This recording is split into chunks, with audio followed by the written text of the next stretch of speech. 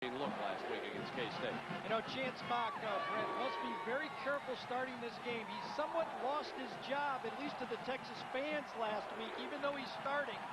Vince Young is the new hot flavor at Texas. He must try not to do too much too early in the game. Selvin Young returning to the Longhorn lineup.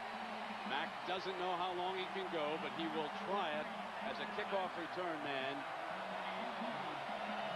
So Trey DeCarlo with the ball on the tee for the Sooners, and the Red River shootout is about to begin.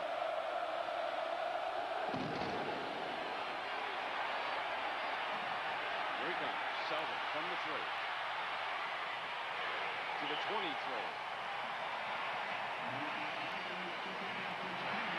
So Chance Mock coming out here for the first series of the game. And of course, his key running back is Cedric Benson from Midland, Texas, number 32. You know the story. Gary highlighted it. They just have not been able to move the ball on the ground, and you would expect this offensive line to see if they can open some holes. So the familiar 3 wideouts are on the field. Sloan Thomas, Roy Williams, and B.J. Johnson, number 1, 4, and 82. All out there for a first down.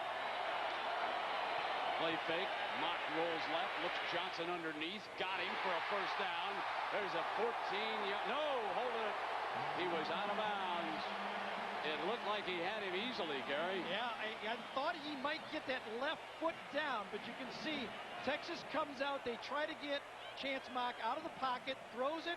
Ball is caught. Does his left foot come down? I thought it did. Clearly did. That's left foot's down. That's a catch. Yep. And I There's can't believe it. right there. The head linesman was looking right at him, and he missed that, and it is second down and 10. It looked all in the world like a catch up here, and indeed it was. And now the very vocal defensive coaches for Oklahoma spotting something, and they throw underneath to Williams. And so right away the strategy for Mack Brown and Greg Davis, the offensive coordinator, is clear. Make the playmakers, get them into the game. Remember, last week against Kansas State, it took a while to get Roy Williams a touch. They have thrown to 82, B.J. Johnson, who was shut out last week. They've come back now to Roy Williams, and now they face the third down because, remember, the bad call put him back in second and 10. So now to the short side goes Williams off to the left. Sloan Thomas is over there, and it's Johnson to the right side of the formation. Bo Scaife is the tight end. They show blitz. Picked up. There's a penalty flag down. I think Oklahoma may have jumped.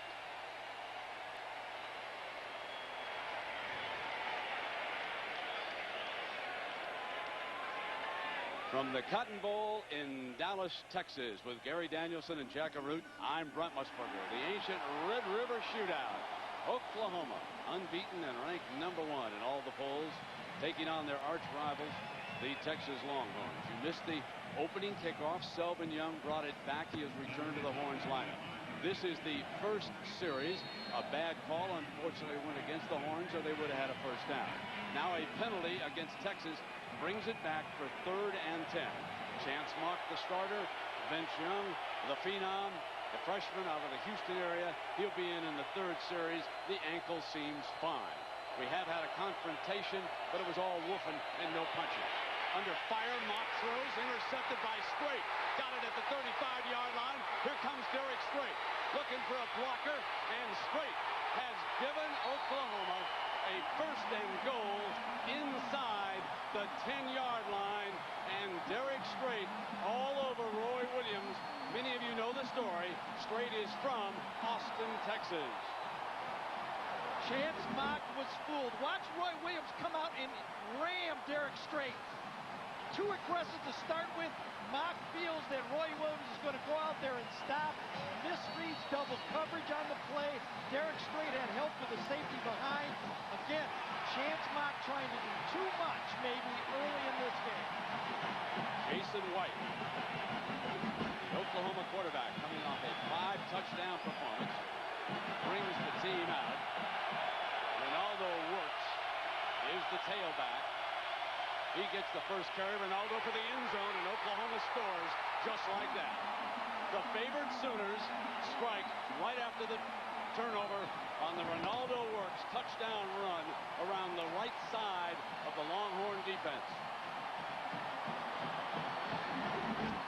Very simple play. Everybody just locks down. Get the fullback Runnels on the end man of the line of scrimmage, and Works just walks into the end zone.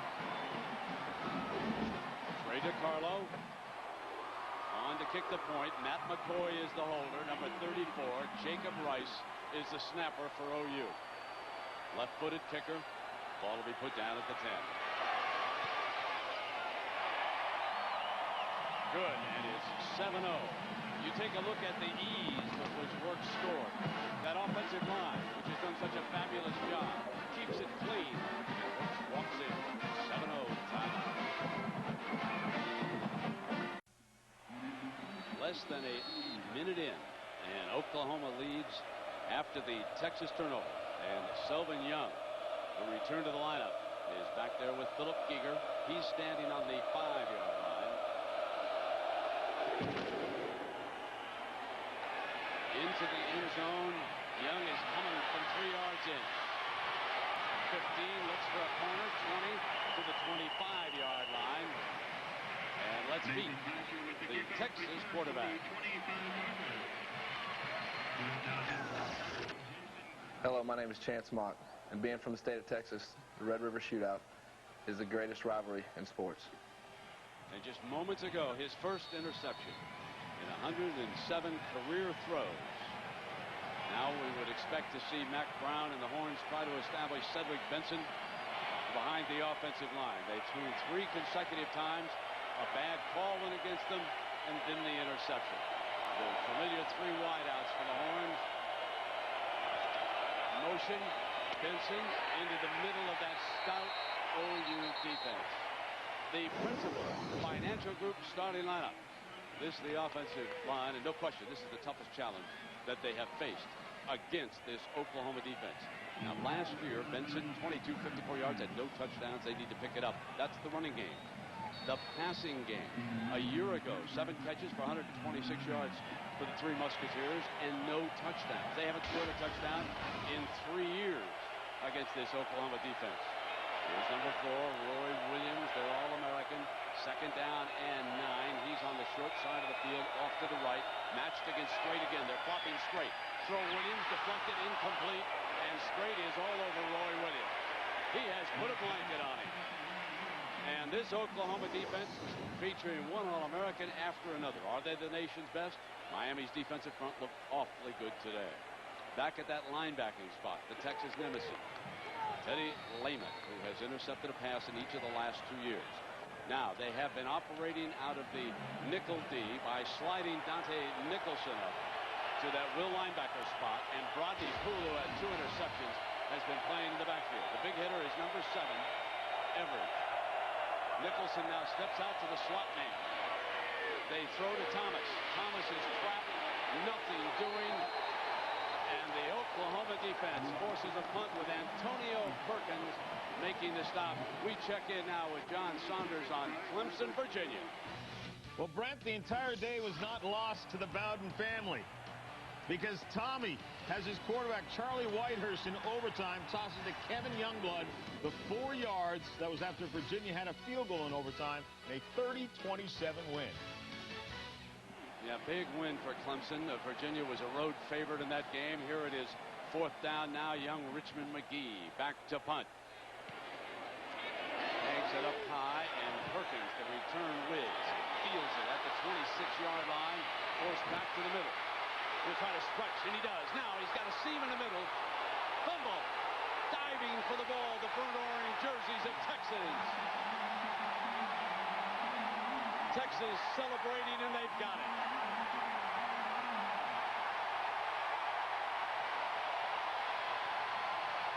I think it was David Thomas, Brent, that got the tackle on Antonio Perkins. Looked like he had a seam, reverses his field, and when he cuts back, number 16 puts the helmet right on the football right there. And Brett Robbins, I believe, got the recovery. Well, that's the first good thing that's happened to Texas, and Vince Young is going to come in the football game. It's the 3rd series, and here's number 10. from Houston's Madison High School. And a brand new quarterback. He'll operate with Cedric Benson. Jason Glenn. There's the pitch on the option look, and Benson is cut off and is thrown for a loss. As number 15, Wayne Chambers, the middle linebacker, quickly comes over to make the stop. Vince Young. The numbers out of high school are mind-boggling for this freshman. And so far this year, he's thrown 1 touchdown. The only game he didn't play in was against Arkansas, a game the Texans lost back in Austin. And last week, he ran for 80 yards. He's very mobile. They'll drop him back in that shotgun now on 2nd down and long. They go to 4 wide receivers and hand it off on the inside handoff to Benson. And he could not even get back to the original line of scrimmage as Derek Strait, who has that interception, comes off the corner on the stop. We check in down below with Jack. Well, Brent, we saw that terrifying, what we thought was going to be a terrifying injury to Vince Young in the K-State game where he turned his ankle over. Gary Danielson, when you went to Austin, Vince was telling you about the fact that once you turn your ankle over once, it rehabs very quickly. Where did he turn his ankle over? Several times playing basketball in high school. Well, he's not playing basketball against this defense today. 3rd down, there was movement, and the tackle jumped back, and we'll let the officials sort it out. Now, Jack mentioned this injury, so let's take you back to last week in Austin. And Vince Young scrambling out of his own end zone. Now watch as he goes down, and there collapses on the right ankle. We didn't think there was any chance that he'd be able to return to the game. In fact, we thought, well, it could be broken when you look at that. But they taped it up on the sideline. He came back onto the field to play shortly after that and led Texas to a come-from-behind win. And Dan Cody engaged the offsides penalty and went against Oklahoma. Mike Stoops right now is in the head of the Texas offense. Every defensive play he's called has been right so far in this game, including double-teaming Roy Williams. 3rd down and 7 from the pocket. Young's got the middle. Got it. 1st down. Hit the big fella. Turns the corner, and Williams, still battling, is stopped at the 12-yard line. So Roy Williams burns the defense that time for 30 yards now, and the Horns are on the move. Against the zone, you must attack the middle of the field, and that's exactly what Texas does. Vince Young, the zone defense, there it is. The ball's going to go right between those linebackers. Zip!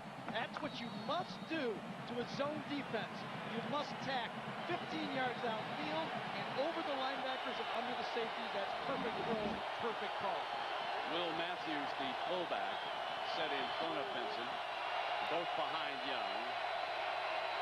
And again, Young pulling back out, throws to the fullback, and Matthews could not get his shoulders turned.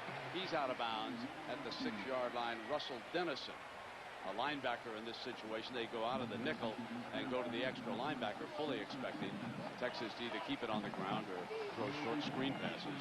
Talked a little bit about Chance Mock not trying to force the ball early. He did it twice. Chance threw into double coverage twice trying to get the ball to Roy Williams, and he paid with it for an interception. Against the zone now, Vince Young, he might see more zone because he can scramble a little better than Chance. Johnson and Williams are the wideouts.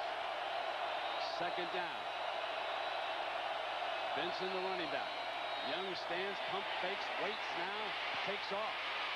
Looking for a block, ran into his own man, dives for the end zone, reaches, but he is down, and I believe it was just short of that 1st down. Remember, Texas can pick up a 1st down at the 1-yard line. Coverage was good, and so was the protection. Texas has to take a lot of good thoughts from this play by Vince Young. Not only did he hit the big pass, protection was decent on that 2nd down throw, and then Vince Young tucked it under and made it 3rd and short. Now Mac Brown wants power football. Edwards and Tweedy are in as additional tight ends, blocking. They go in motion. It's 3rd down and short. Benson in zone, touchdown Texas. Both teams convert turnovers early for touchdowns. An interception by Chance Mock leads to the Oklahoma score, and then Oklahoma's first fumble loss of the season sets up a short touchdown drive by Vince Young, and I think we have all seen the Longhorn quarterback of the future. I think the future now is definitely now for number 10. As Bob Stoops and the coaches at Oklahoma know, he gives the Horns the best chance for an upset here today. Dusty Mangum now for the tie. Got it. So one more look at this power running. This team looks soft to you today. Here they are. Double tied in. Lead blocked by the H-back. We're deadlocked at 7. ABC Sports presentation of college football brought to you by Nissan and your Nissan dealer. Michelob, Amber Bach, Rich and Smooth, and SBC. Ordinary people, extraordinary job. Well, the Nissan Drive summary, and it did not take Vince Young and Texas long to tie this game up. 6 plays, 44 yards after the fumble. Now Oklahoma responds with a little more speed back there. Not only is Antonio Perkins deep, but Mark Bradley, number 1. His daddy, a one-time Oklahoma quarterback. So those are your 2 return men now. Perkins and Bradley. The hunter with the ball on the tee is Richmond McGee. This would be Bradley from the 4. Bradley stood up right about the 20-yard line in a fired-up Texas team. So let's meet the Oklahoma senior quarterback. Hi, I'm Jason White. This is my first career start in the OU Texas game.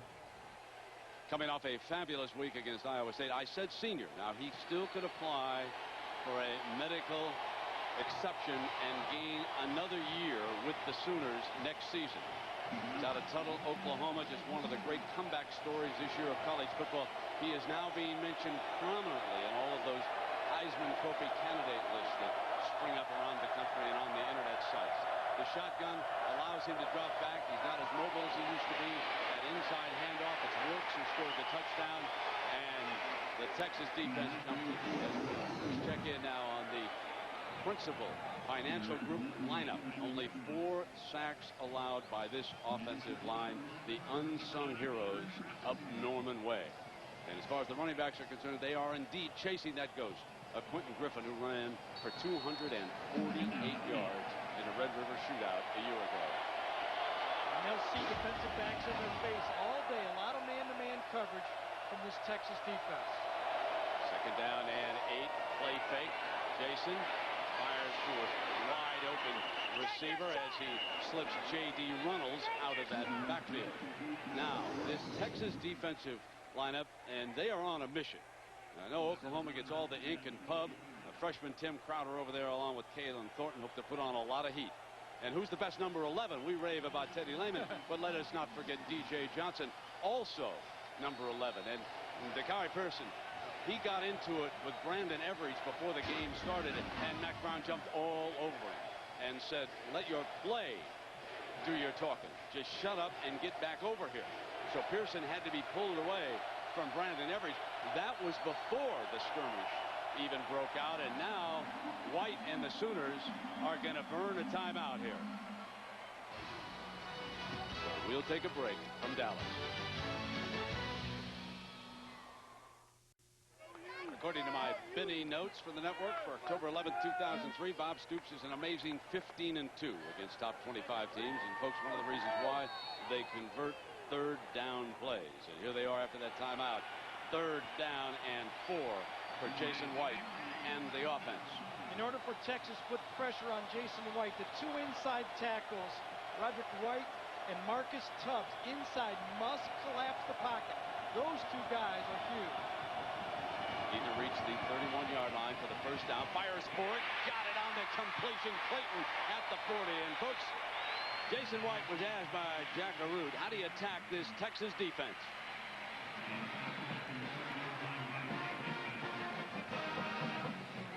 Hard-nosed football.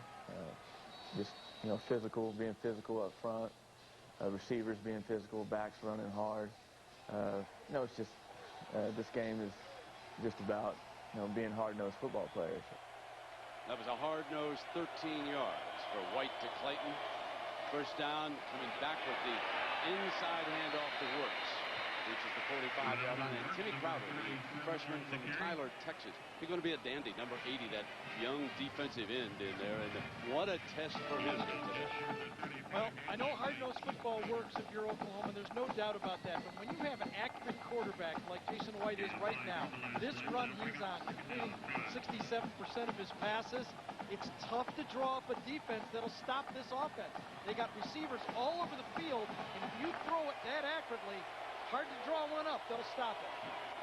Yes, 4 receivers spread out. Brings one of them in motion. On the offensive line, there's a twist. They're coming in on Jason, setting the screen. A beautiful call to Works. But Texas was ready. They jumped the play, and Basher, one of the finest defensive backs in the land, red screen, came up, and with a hard-nosed tackle for the Horns, it's a loss of 5 yards. Oklahoma does not like to screen the ball because Jason White has bad knees. They don't want to let those defensive linemen coming in and hit him on the knees. This one gets it away easily, and I think Works has to make Basher miss on that play. One-on-one, you've got the ball, you've got 2 blockers ahead of you, you've got to make one defensive back miss you. 3rd and 11. Rankins off to the right side. White looks middle, comes back off of it, and in trouble. Sacked at the 27-yard line by Philip Eager, the hard-nosed safety, who was the defensive player of the Big 12 Conference a week ago when he came back and forced that L. Roberson fumble late against Kansas State that turned the game around. No matter what, you must get pressure. The guy's too accurate. Eager comes right off the corner on a stunt, goes inside Thornton, runs right through Works' block. Run right through number 47's block. It was picked up and should have been picked up, and that led to the sack. Blake Ferguson is back. Oklahoma had trouble early with blocks, but they seem to have solved the problem. Let's see. Gets it off now to Basher. Basher fields it at the 29. Looks outside, and there, nothing doing. Down at the 32-yard line. Next Saturday now, more great regional action. Gary and I will be in Columbus, Ohio. Iowa against Ohio State. The Hawkeyes on the move. The Buckeyes with a big one tonight against Wisconsin. Then Texas Tech against Oklahoma State down here. And how about that Texas Tech performance? B.J. Simmons on a record-breaking pace. Threw for 8 touchdowns against Texas A&M. Mind-boggling when you read that stat as Vince Young comes back onto the field here for the Horns. Everyone knew Vince Young would play. I still like the idea of starting Chance Mock, but he made a huge mistake early. Cost his team. Brett Robin is the back. Young rolling away from trouble. Great speed. Picked off.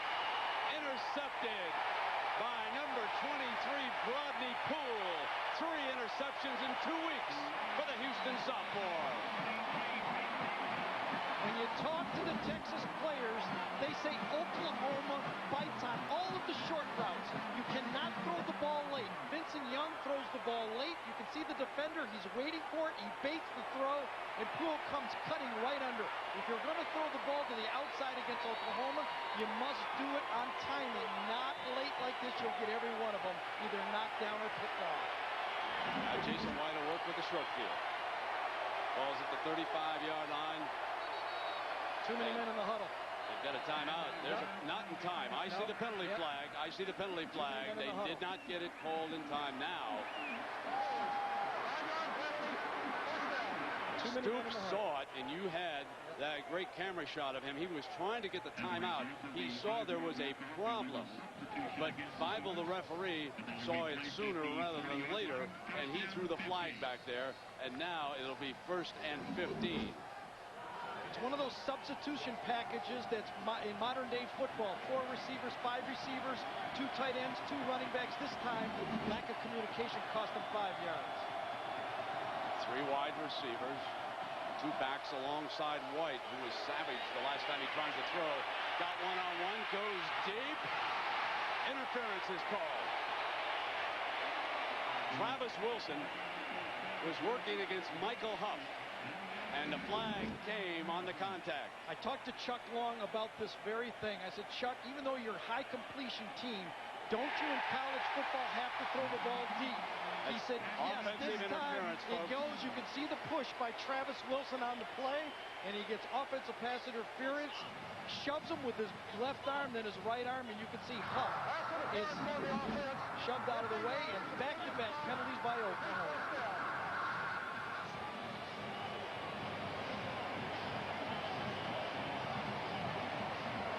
That's going to bring that ball all the way back to the 45-yard line. Clear-cut shove on the interference call. It'll make it 1st and 30.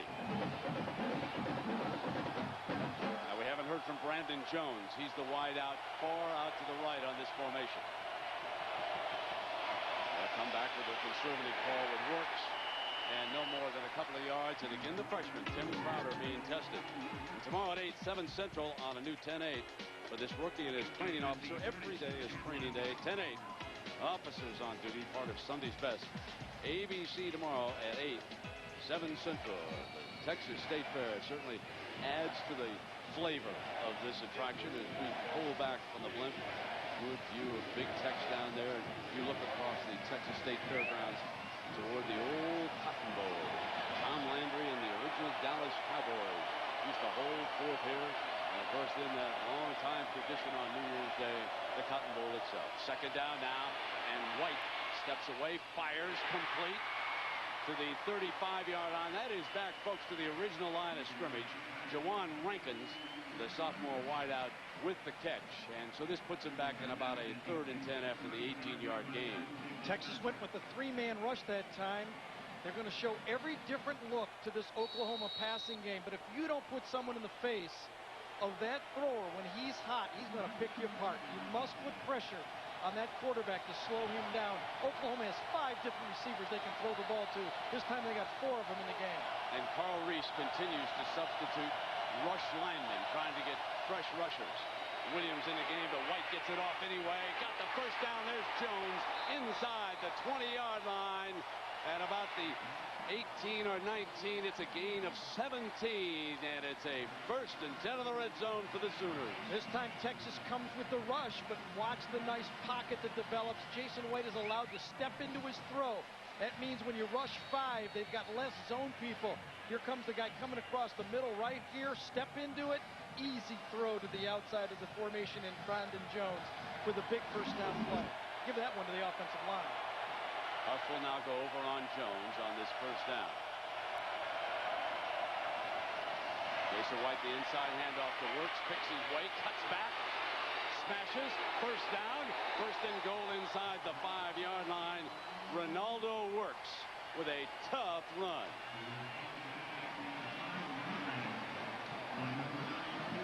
Oklahoma, so many weapons from this shotgun attack.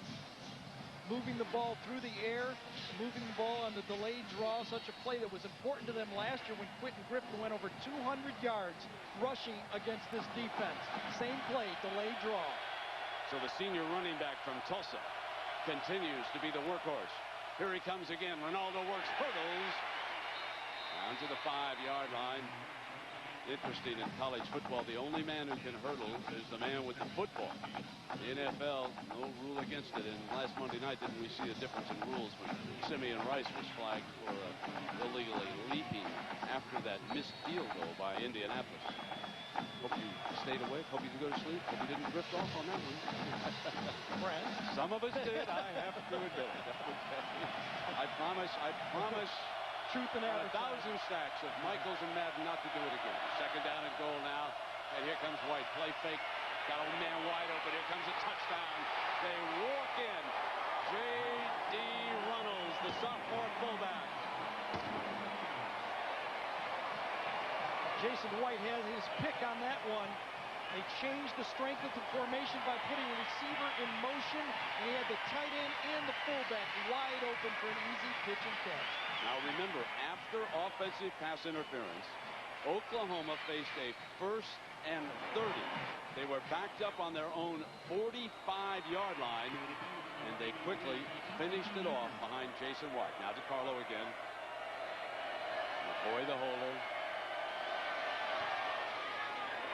So Oklahoma takes advantage of 2 Texas turnovers.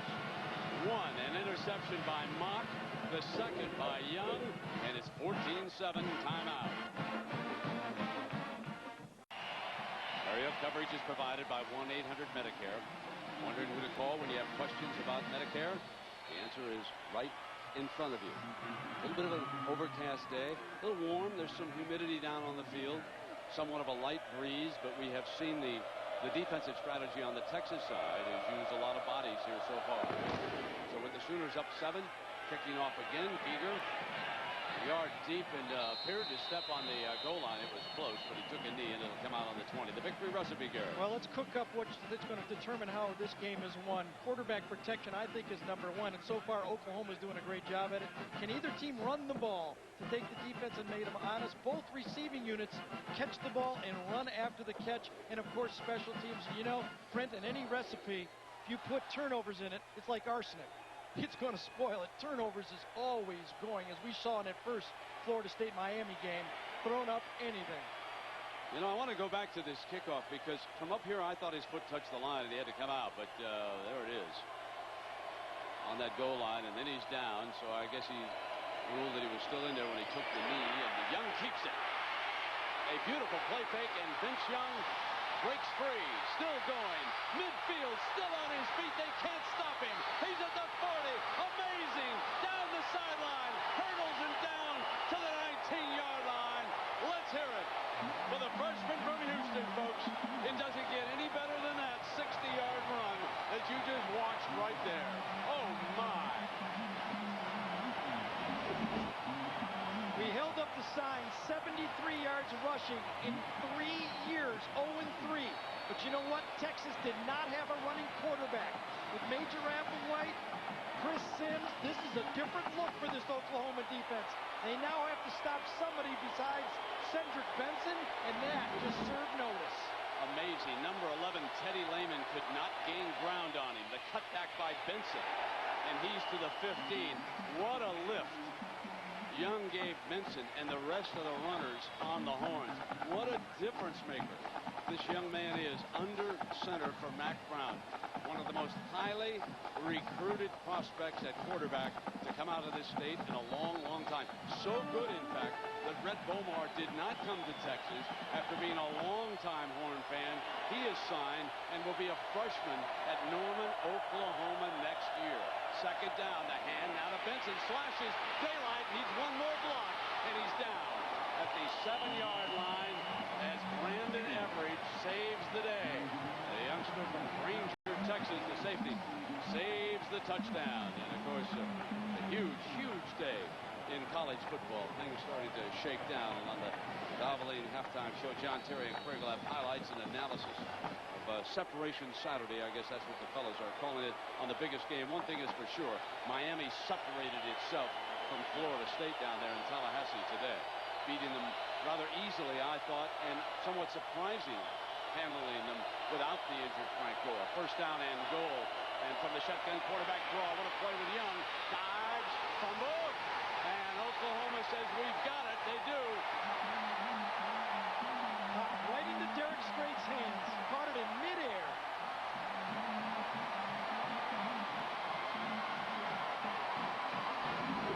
A design play. It was not a pass. Quarterback draw. Running. Ball's in his left hand. Launches forward. Ball pops out, and Strait gets his second turnover. You can see it. Vince Young, such a gifted runner, but that ball is popped loose, goes in the air. I think it was Rodney Poole, number 23, that got his helmet on it, and it popped into Derek Strait's hand. Now Oklahoma coming out from its own 3-yard line.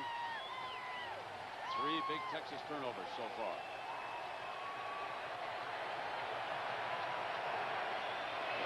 Serving in front with Jones, his first carry of the game. Kewan Jones, the sophomore from Jinx, Oklahoma.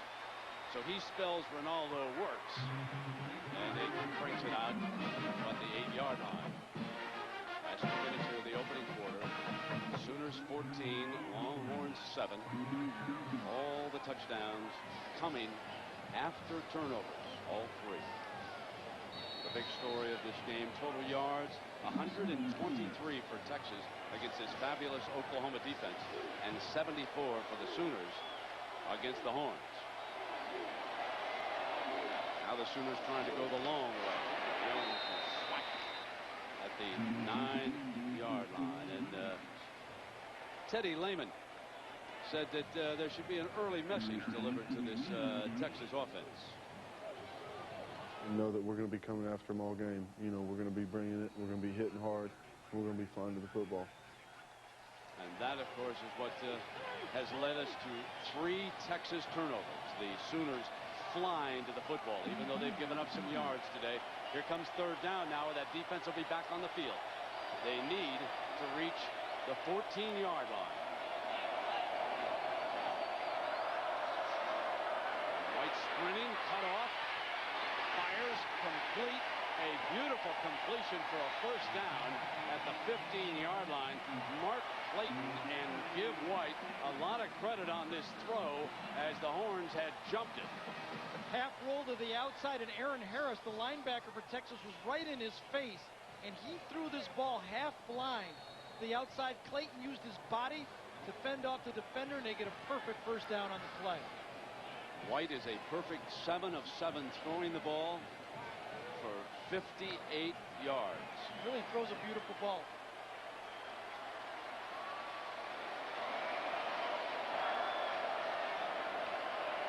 Seems to be in complete command of this offense, the way he directs it. Stands in the pocket, fires another perfect strike. 40, 45, 50. Clayton still going, and he is down at the 46-yard line. Give White 39 more passing yards, and Mark Clayton, the junior, and another of those OU players out of the state of Texas. He's from Arlington.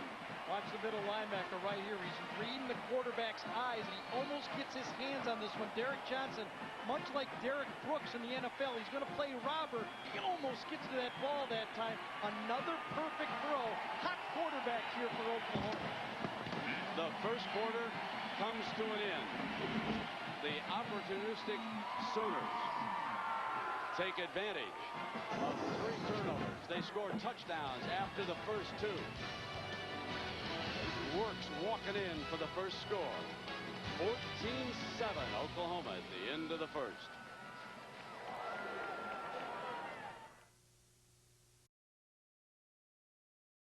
Welcome back to the Texas-Oklahoma football game. And over to you, Brent. Well, thanks, Tex. That's got to be Jack Arute right there. Gary, I think we can see why the Oklahoma coaches really like having Jason White at quarterback. Well, yeah, you remember he broke into this game 2 years ago as a running quarterback, much like Vince Young. And when I was talking to Bob Stoops about the attack of this game, he says, who's tried to throw the ball on Texas yet? No one. We think we can throw the ball, and so far they are. Yeah, exactly, and Jason White has really been on the money here so far. Now he comes up. We start the 2nd quarter. Oklahoma leading by 7 points. That inside handoff to Jones, and the Horns jump it. It'll be about 2nd and 9. That's Kalen Thornton, number 43, who disrupted that.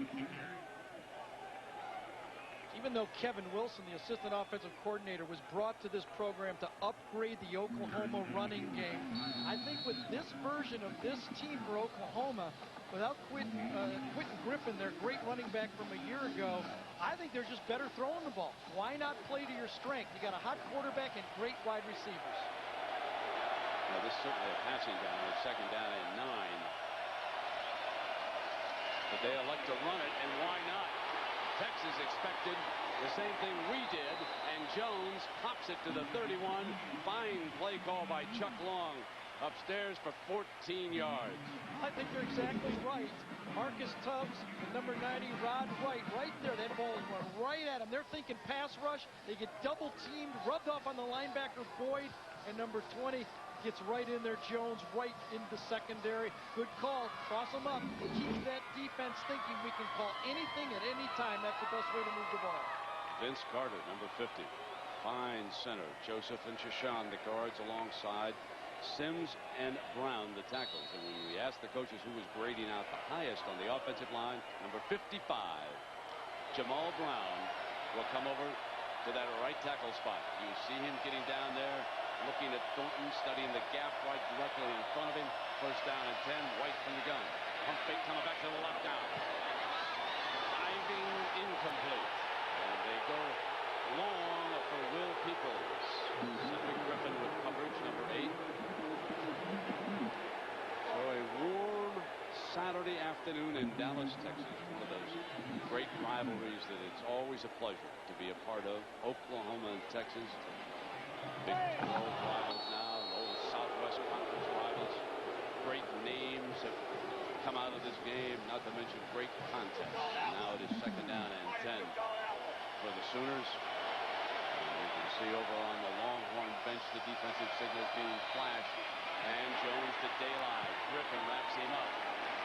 At the 24-yard line, we check in with Jack Arute. Well, Brent, as you guys were saying, when Jason White came to OU, he was supposed to be a Vincent Young type quarterback, but 2 injuries have changed him. Is the glass half empty or half full for Jason White? He says he's smarter now. He says, I know my strengths and my weaknesses. He says, when I first got here, I relied on my athleticism. Now, I use my head. I know I can't win the game. It's all about the team. They put Clayton in the slot, and they're chasing Clayton with Basher. So the matchup now is Basher against Clayton, and White back middle, high, got a wide open man, incomplete. If he had caught it in stride, he would have walked into the end zone. That's James Moses, the junior tight end. Another beautifully diagrammed play here. Greatly conceived. Giger gets beat at the line of scrimmage right there. He's wide open. Juggles, juggles, juggles, juggles. And DJ Johnson runs right by it and almost had a chance to pick it off. DJ would not have caught it if he had caught that pass in stride. There was no one between the receiver and the end zone. And now a 42-yard field goal attempt by Trey DiCarlo. Rice to snap it. McCoy will put it down for the left-footed kicker. On its way. Long enough. He's got it. DiCarlo boosts the Sooners into a 10-point lead. Timeout. The Cotton Bowl. National. So there's an Oklahoma coaching legend, Barry Switzer, from 1973 to 88. He's been involved in many of the Red River shootouts out there in the stands. And, of course, he coached the Dallas Cowboys to a Super Bowl championship when he was the head coach there. And now one of America's great football fans, shows up for a lot of games. Just one of the many great names who have come out of this rivalry. Great coaches. Ball on the tee now for DiCarlo. Here's Selvin Young again. 20, 25. Selvin dives out to the 30. I see a penalty flag. Penalty flag thrown by the back judge. And I believe he picked it up and just wanted to make sure everybody saw it. That was the same flag. And goes against the return team. Well, our Aflac trivia question. And let's see if you folks are good. Who holds the Oklahoma school record for career interceptions? Now, Ricky Dixon down on the field was lobbying for the answer, but folks, that's not it. Who holds the Oklahoma school record for career interceptions? A very fascinating answer to that one. I know that some of you Sooner fans know it, and some of you Longhorn fans should know it. First down and 10 now for Vince Young and the Horns.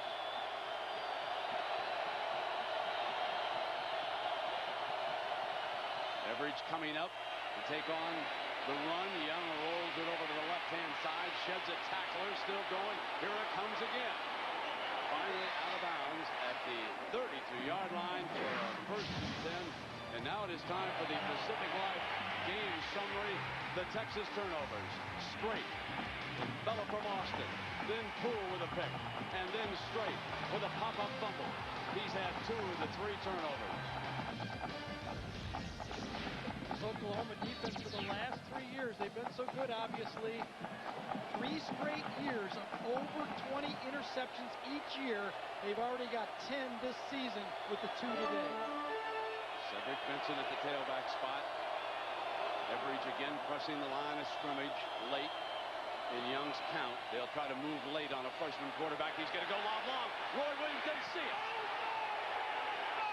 He threw the ball long to Roy, who had not turned around. Rodney Poole coming there. It was a double coverage, and Roy had not made ball contact. They're out to tend to him. He's shaken up on the play.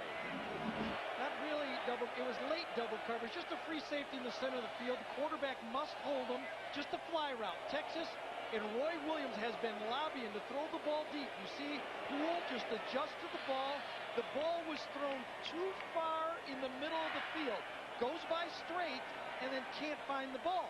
Looks up the free safety and never really finds the ball at all. He's been bothered somewhat by asthma. Also, he's over there on the sideline, and looks like an arm there. It could be an arm or a shoulder. They have taken the pads off. Here's the toss to Benson. Stretch it out. Cuts back and picks his way to the 34-yard line. Teddy Lehman making the stop. I mean, remember, Texas fans and Oklahoma fans can remember that the last year in this game, Roy Williams had the bad hamstring, was really just a shadow of himself. Check in down below with Jack. Well, Brett, you saw on those turnovers, one of them committed by Vince Young. He was so distraught when he came off the sideline. The first man to meet him, Chance Mock. Chance head slapped him on the helmet and said, look, get your head up. You're going to be the leader of the Texas Longhorns. You've got to go out there and forget about that. Go out there and produce. There's no quarterback controversy here. Will Allen, and there's a penalty flag.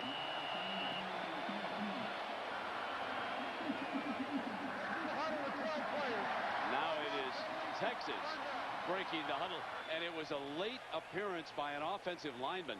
Will Allen, the guard, came off Brown's bench late when he trotted out there, so there was confusion with the offensive line as they were trying to get their act together.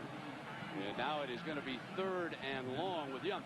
As you watch the Oklahoma defense, and you can see it on your monitor, against a freshman, they are moving very late with their defensive coverage. Man, this now there's Allen. The late addition right there.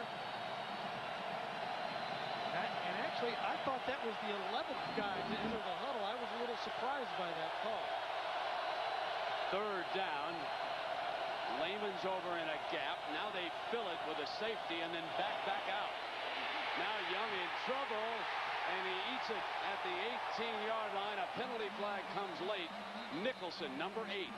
The JC transfer and a fierce hitter. He was one of the top 20 ranked JC players coming into this season, and he has helped strengthen an already tough defense.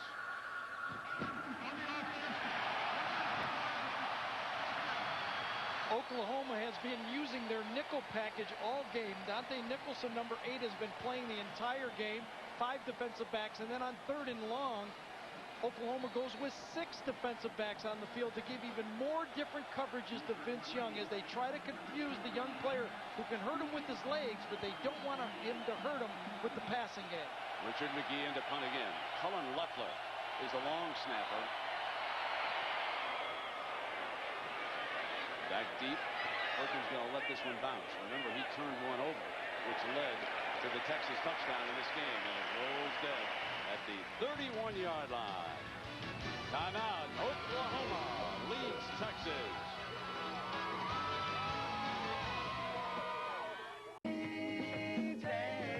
Presentation of college football is brought to you by Kia Motors. Kia, make every mile count.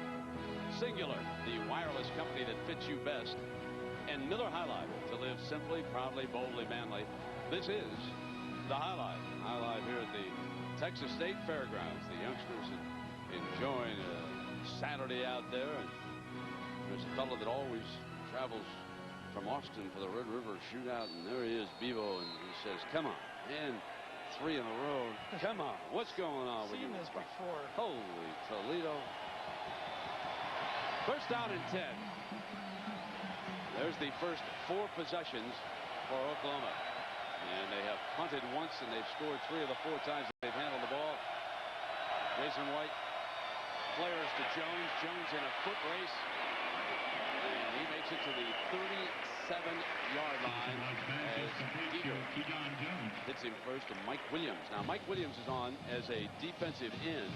He is out there with Larry Dibbles and Austin Senline, the backup D lineman. Marcus Tubbs, the only starter, staying on the field. I will tell you, folks, who has been quiet, and that is the best Texas linebacker, number 11, Derek Johnson. Now, Oklahoma did not expect him to blitz at all.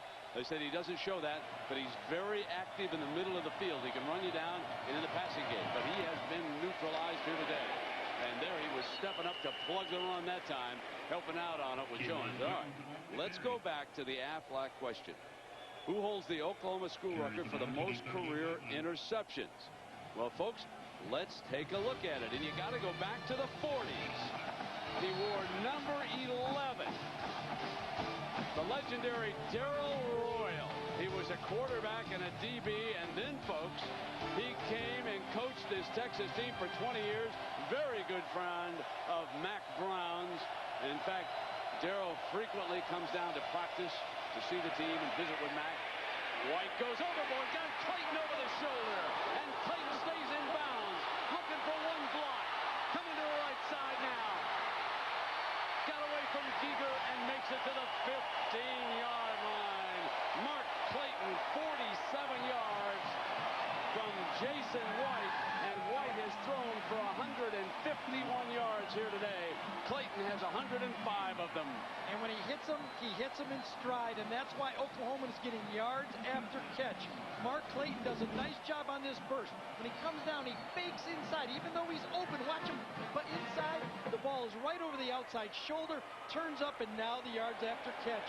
When you get these Oklahoma receivers in space, they burn you. Jones, the running back, on the draw, and there is number 11. Johnson up with the hit. Remember Bert Emanuel?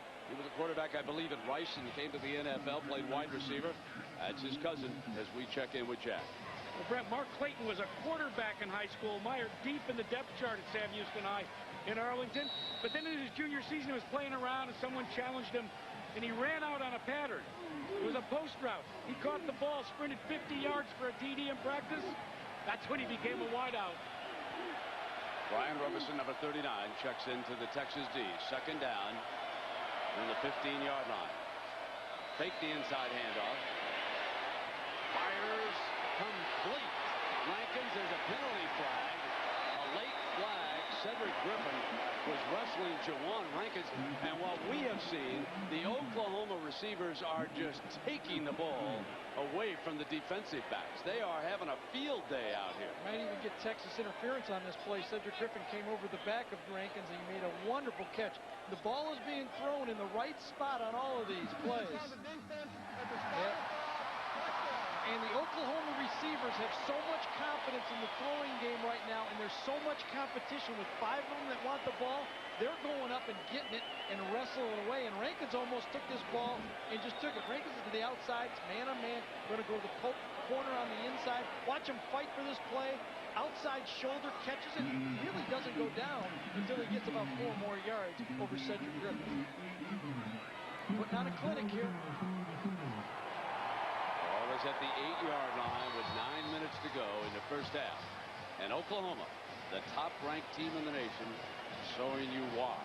They lead Texas by 10, 17-7. They get a first and goal. They're coming again. Jones, the slot man to the right. They run away from it. And here comes the other Jones. This is Kewan. Maybe second down a goal. And tomorrow on ABC, she was lost for 2 years. And now Agent Bristow will risk all to expose the secrets of her disappearance. New season just getting started. All new Alias on ABC tomorrow. White is checking over to the sideline to see what Chuck Long wants called. Coach Stoops, of course, he has the final authority. He has an override and listening to the communication between the box and the assistants down on the sideline. Second down and goal. Runnels is off to the right. Remember, he slipped in and caught a touchdown pass earlier. Here's White. Again, the offensive line gives him time. Fires. Double covered. Jones incomplete and out of the end zone. Now we go to third down. I think they got a holding penalty on Oklahoma right here on this one.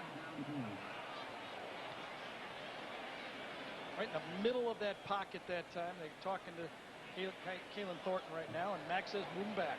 Don't blame him, Max. Oklahoma tried to run a rub play to the outside, a little pick, but Texas played 3-on-2 zone. Didn't happen. On the offense, 10 yards from the previous spot. Repeat second down. I think it's right in this area right here that the play happens. Holding Bonnet grabs him, got him onto Jersey right at the end of the play as Jason White runs up, and that's why they called holding on Marcus Tubbs, who could have had a possibility of getting into the quarterback's face. Well, Reese wants to change up his defense, and he's got a late addition now. He's trying to get Aaron Ross, and Aaron Ross calls a timeout. They had gone to the nickel package. They sent Ross onto the field to call timeout, and they've got it. This camera. A few folks who joined the midway. Aerial coverage provided by 1-800-MEDICARE. Wondering who to call when you have questions about Medicare? The answer is right in front of you. Second down after the penalty. The ball is brought back to the 18-yard line.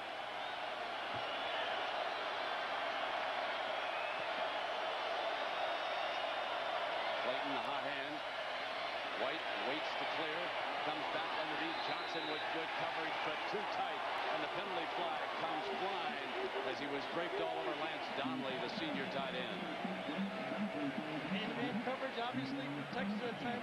Oklahoma was trying to get the ball to the outside and deep to Ronaldo Works, number 47, but he was covered, and Jason White came to his number 3 guy and dropped it off. Holding on the offense. After the points on the defense. Penalties canceled. Repeat second down. A break for the Horns. 2 flags on that play.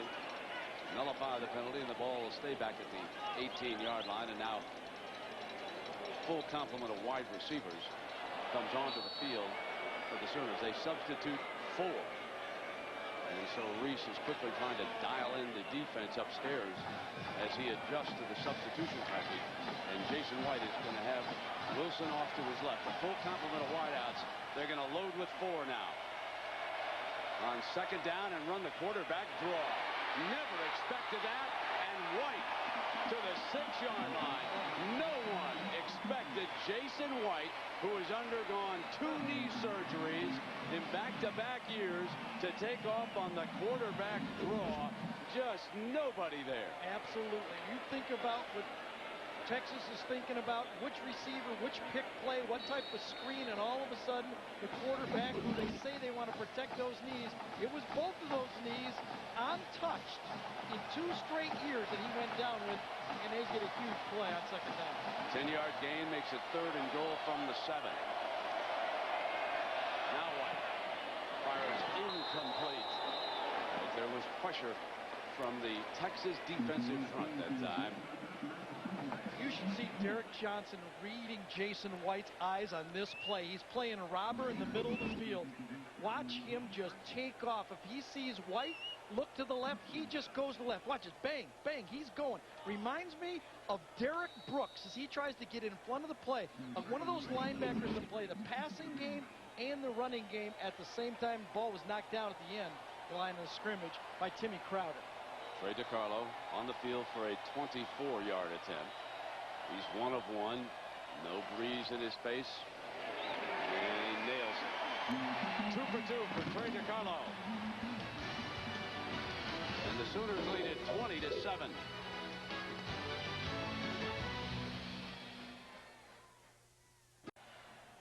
Part of the enjoyment on the Oklahoma side of the field. They lead the Red River Shootout, having won 3 in a row.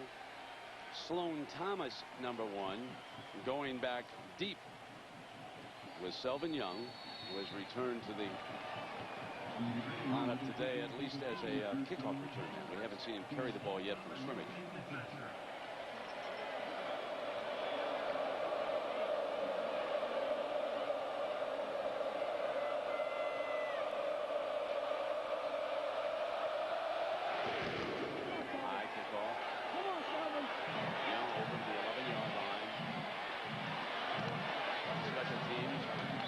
Sideline, forcing out of bounds. question, who is your comeback player of the year? Log on to ESPN.com, search singular, and make your vote. Or singular users can text message to 222. Now, what a list that is. We're going to update you a little bit later. Of course, watching this game, it's hard for us to go by Jason White. Now, Vince Young, his coach down in Houston was Ray Seals, and he said when you finally see him take over the Texas team as Roy Williams trots back onto the field. So that was not a serious injury. But anyway, the coach said you're going to see a different team because Young won't let them lose. So let's see what the young man's got as he keeps it in Oklahoma. Simply jumps him. They did not give, and Teddy Lehman is there. You can see straight. And let's check in on the Purdue Boilermakers. Let's send you to New York and John. Well, Brent, the Boilermakers with the lead already over Penn State. Then Anthony Chambers gets this punt and takes off. Great speed to bust through a couple of tackles. And then he's going to pick up a late block right there. That's the one that springs him to the end zone for the touchdown, 75 yards. And a 17-7 lead for the Boilermakers. All right, John, and here it's 20-7. Oklahoma with the lead. Young rolls the pocket, deflected, picked up, and Oklahoma's going to walk in with the interception. Touchdown, Jonathan Jackson, the junior from Houston.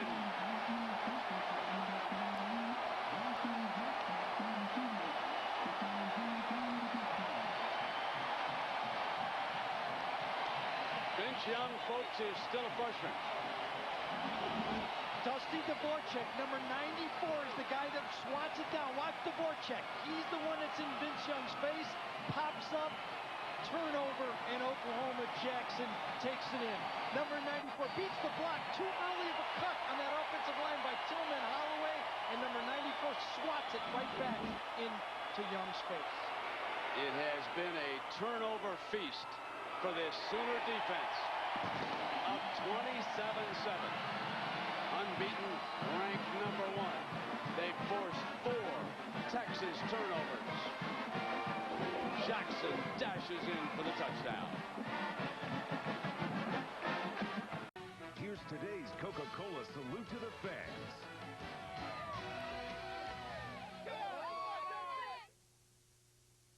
Craig. The Sooner fans have enjoyed what they've been watching here so far. And up in front of the television sets up the Norman Way. Why not? They're dominating. 24 points off 4 turnovers. They lead it 27-7. Carlo kicking short. Going to be fielded at about the 17-yard line. And field position at the 35-yard line. On the return, that's Will Matthews. Now, the problems that a freshman encounters. You can see Vince Young stepping off to the left, and there, the deflection. Jackson has it on the ricochet for the touchdown.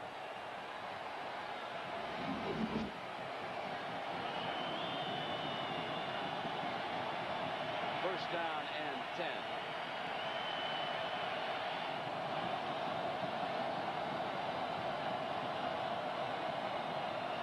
Young straight back. Fires high. Williams went up in the air for the ball and pulled it in at the 48-yard line as Roy Williams gains another 17 yards on his 200th career catch for the Longhorns. That's where this defense needs to be attacked. Right about from the hashes to the middle of the field. Until Texas can show Oklahoma they're willing to attack the middle of the field, they're going to have problems with this defense. Obviously, Selvin Young is ready to go. He's in the backfield.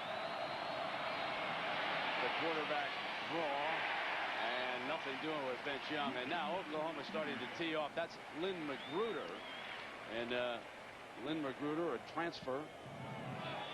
He's out of Palestine High School before he moved out to the Las Vegas area. And a young man by the name of Adrian Peterson, the #1 recruit in these parts, is down on the sidelines watching this game. Both Oklahoma and Texas are in on recruiting Adrian Peterson. They have a little bit of a link with Magruder. On the handoff now is Cedric Benson back on the field. Well, tomorrow, right after the Women's World Cup Championship, speaking of Las Vegas, we'll take you out there for the Invitational. That's one of the favorite stops on the tour for Phil Mickelson. Tomorrow at 3 Eastern, noon Pacific, right here on ABC. For golf, for all the extracurriculars for Phil. He does a lot when he's in Vegas. Third down. The package against Roy Williams has been a little bit of everything. Double coverage, jamming him, and soft zone. Here's the roll-up to his side. Young is back, being forced to the right, throws on the move, and the wide-open target is Sloan Thomas. He was camped out on that side, and it is a 1st and 10, 20 yards. That time, Oklahoma did not keep the quarterback in the pocket. It's the old smash route. One guy goes deep, the other guy stays outside. He's a secondary receiver, just a checkoff for the quarterback. Nothing open deep. You dump it to the sideline, 1st down. You must show Oklahoma you can throw the football against them, or they'll gang up on your running game. Safety's extremely deep, 15 yards. Facing the clock, gets it off, and Benson is swallowed for a loss by Jackson, who scored the touchdown on that ricochet. He's all over, number 32, but there is a penalty flag.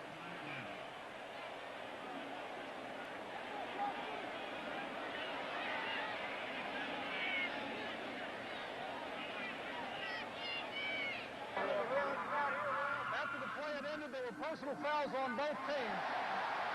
Dead ball foul. 2nd down.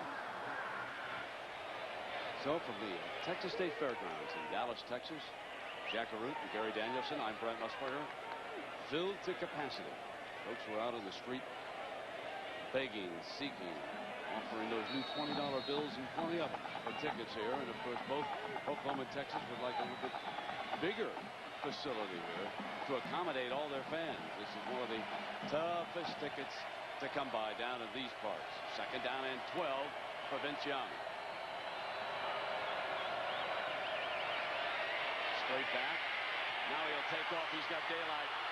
Here he comes. 10, 5 for the end zone. Touchdown, Vince Young.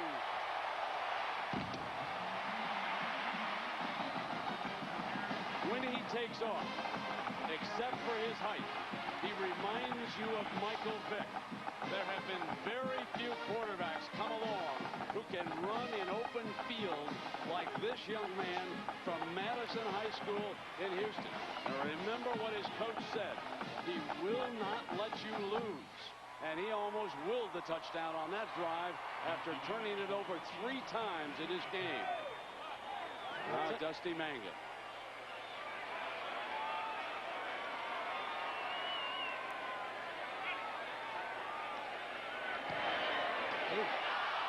No good. And a big miss. Well, he reminds me of Randall Cunningham when I saw him come out of college. The way he gets there, throws the ball with a looping throw, and when he gets into the secondary, his speed and his long stride are misjudged. Watch him beat Teddy Lehman on this play. One of the fastest, best open field tacklers in college football, but these players are misjudging the speed of this guy. This was not a design play. This was a pass all the way, and Teddy Lehman draws a bead on this quarterback. You think Teddy Lehman can handle a quarterback, but watch this. By 6 yards, he runs around one of the best open field tacklers in the game.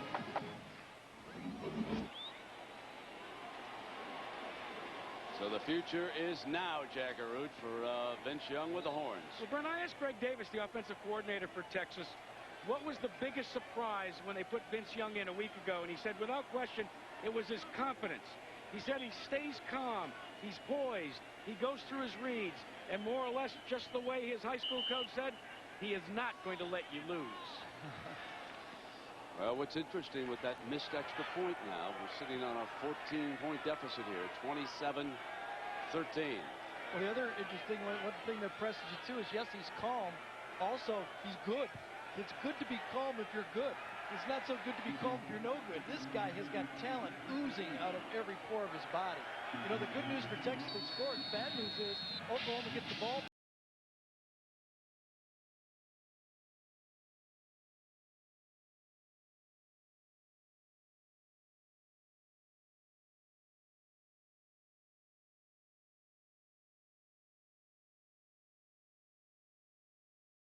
They've scored on 4 of their 5 possessions. So this is their 6th possession coming up here. And Bradley, the speedster, fumble! But Oklahoma regains control. And I believe Pearson was one of the defenders down there.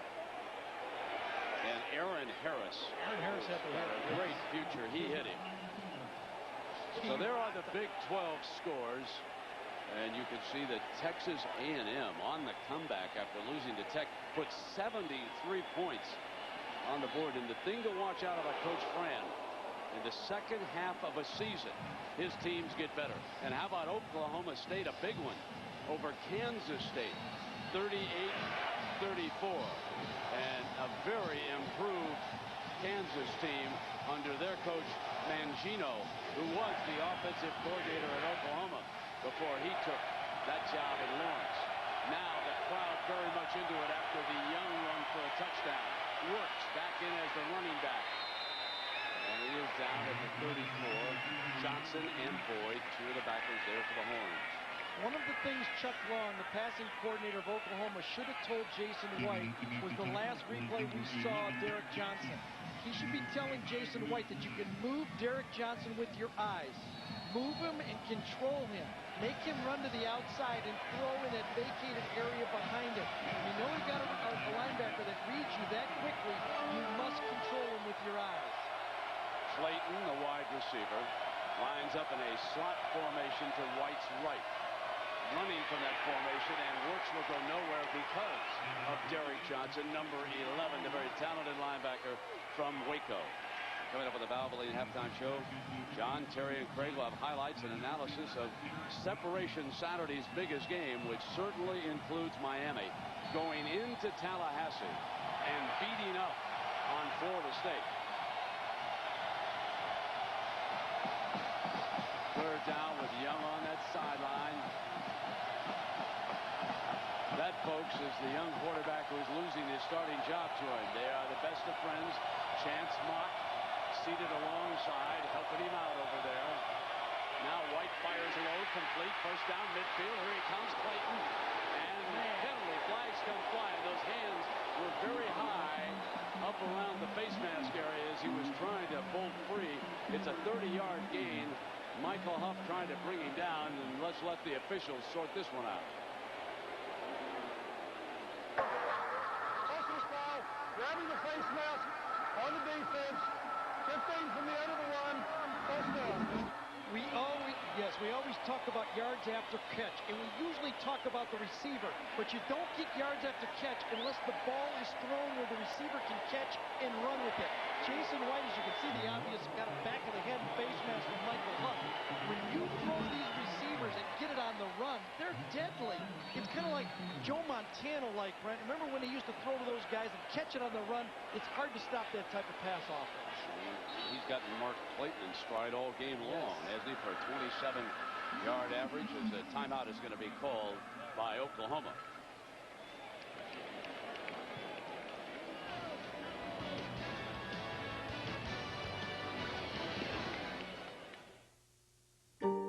So why Dallas for the Red River Shootout between OU, that's located in Norman, Oklahoma, and Austin, Texas's University of Texas? Well, the Cotton Bowl somewhat equidistant between the two campuses. Now, the key is that Interstate 35 runs the roadway from Norman to Dallas, and there's 17 miles that are under construction. Well, the state of Oklahoma said what you're going to have to do is end your construction or be fined $4,000 per lane per hour if it's not open for our fans to get here to Dallas. They had clean and green all the way from Norman. I'd like to move that highway department to a couple other states where I do business. First down and 10 from the 20. Fake the inside handoff, and White buys time, goes in zone, got a receiver. Touchdown! He goes to Will Peoples, who is wide open. 20 yards on the scoring strike for White, his second touchdown pass. We saw Oklahoma win the national championship with Josh Heupel, and we never saw anybody carve up an offense like Jason White is carving up a proud Texas defense today. He's making every read and throwing accurately at every play. He's putting on a show here today. And a lot of Texans are part of it. People's from Humboldt, Texas. When you look at that roster of players from Oklahoma, one Texan after another. This is not for just bragging rights down here. It's recruiting rights. And now the Sooners have scored on 5 of 6 possessions. As we watch White, watch first the fake. All right, here's the one that comes out. Fake to the play here, but watch this receiver hold the corner. A well-designed play. You've got to run the corner, but you have to hold the corner on the play. Right here, the receiver comes across, holds this guy, and now you have the opportunity to throw it. You just can't run a guy against zone on a flag route. You have to design to hold the underneath coverage, give Chuck Long half of it, give the receiver half of it, and give the throw half of it. Can you do that? Absolutely. And Ronaldo Works, who is the running back, up with the block back there. That's also part of the passing game that sometimes gets overlooked. Yeah, good point. Control those blitzers and defensive linemen back there and keep it all clean. And the constant references to Chuck Long remind us that among the many assistants on that Oklahoma staff are several who someday will be head coaches themselves. Long is upstairs. Mike Stoops across the way is being mentioned as a possibility for the Arizona job. In fact, the Arizona people are around talking about Mike Stoops over there on that sideline, one of the defensive coordinators for his brother Bob Stoops. And Thomas is going to come out 10-yard line on the sideline, and he's out of bounds at the 20-yard line. As we check in on Peoples with Jackaroo. So Brett, Will Peoples is from Texas, like so many players that are both on Texas and Oklahoma. But his uncle, Gary Peoples, is a member of Texas's football team security detail. In fact, Uncle Gary is assigned today directly to Mack Brown. Now, when the media found out about that, they hounded Mack and said, my gosh, what are you going to do? Will Peoples' uncle is your security guard. He says, yeah, but Uncle Gary doesn't play football. Memo to Mack, his nephew does. Exactly. First down and 10.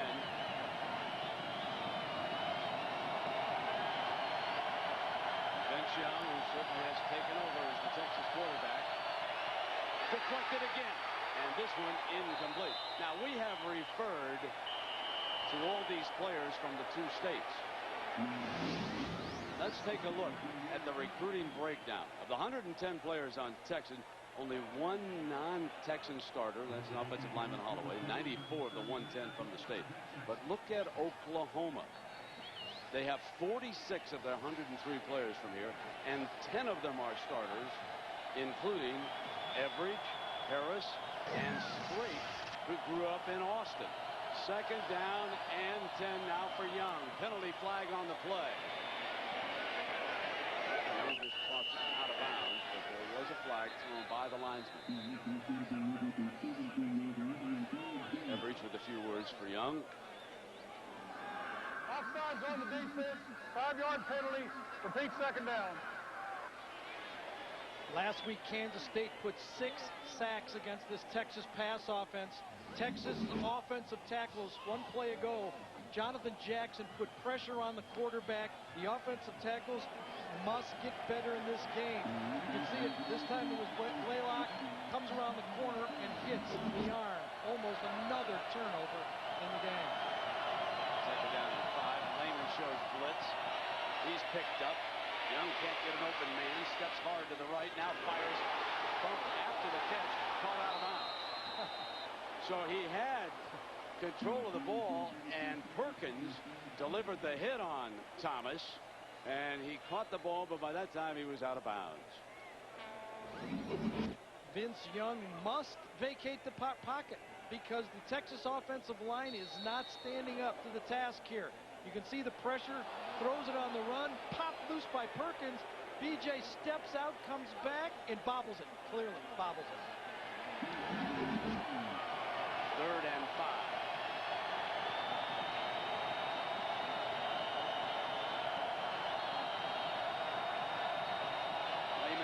trying to hand fight in, can't get there. They swing Robbins, and Robbins is down at the 25, and Texas will be forced to punt. Nicholson, the defender, on the play. See Oklahoma take a timeout here. Texas played it conservatively, did not want to force a turnover in late in the half with a young quarterback. So we'll take a break. Final 50 seconds of the first half. Yes, I am. Back in the shadow of downtown Dallas. And you can see from the blimp the famed Cotton Bowl. And now McGee back to punt again. Back deep is Antonio Perkins, one of the most dangerous return men, the record setter. 3 for touchdowns against UCLA. Perkins just waves it off as they try to punt away from him, and they go out of bounds with a short punt. Now they've got 50 seconds to work with and a chance to get a field goal, and a penalty flag flies on the play. And it's going to be on Texas. It's going to be 15 more yards from the spot. Silly play by Texas.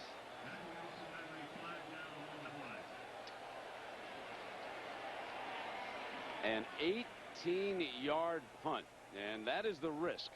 Whenever you attempt to punt it away. After the play had ended, personal foul on the kicking team. 15 yards penalty.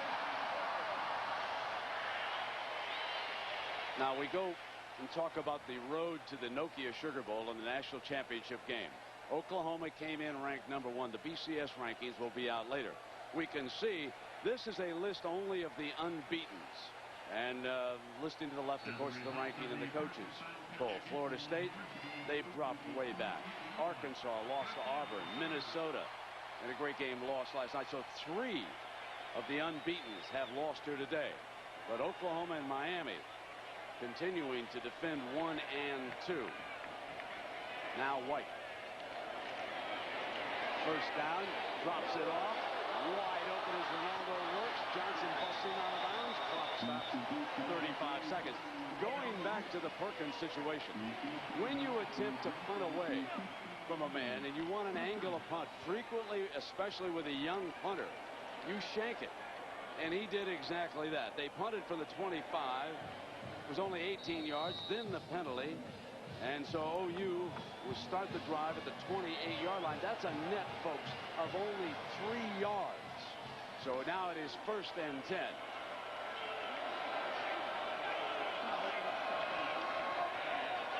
Terrific performance by the offensive line. And Clayton couldn't quite get to that. And again, the experience of White did not want to even hint at an interception. Kept it outside against the defensive back. Great protection up front. That offensive line for Oklahoma is really feeling confident against this pass rush now. I think this Texas defense is a little bit gassed. They've been out there for a lot of plays, a lot of pass plays. It's much more difficult to rush the passer than it is to protect the passer if you're a big man. You can see that Texas defense is heaving heavy and no pass rush. Rankins and Clayton are off to the left. Jones comes over to the right. Bump to the right. And White down at the 18-yard line in the arms of Roderick Wright. And yeah, they don't have any timeouts. Oklahoma must line up on the run. They have got to take it. I'm surprised that they didn't spike the ball and stop the clock on 3rd down and then kick the field goal. And now they're late. I think that is a mistake by the coaching staff right there. But nevertheless, why not? Hey, I surrender. Snoops knows a lot more than I do. Why not? Let the time run out. And Snoops, who's been a master of the special teams since he arrived at Oklahoma, makes it 37-13 on the kick by Trey DiCarlo. With the final seconds running down, Snoops says, yeah, then we send you to Jeff. Well, Coach, turnovers were the bugaboo for you guys in this first half. Dak, it's been unbelievable. They got a great team. We're not stopping them with our defense, and we're giving them things on offense that we gave them a 35. So what do you do to change, Coach? What are you doing to change? Be more aggressive on defense and change up and try to get some pressure on Jason. He's a great player. Try to cover some guys and be more consistent on offense. It's 1 turnover to 3. We've got to force some turnovers. Try to get back in this thing. Thanks, Coach. Thank you, Jack. actually. Let's go to Times Square Stadium and John, Terry, and Craig.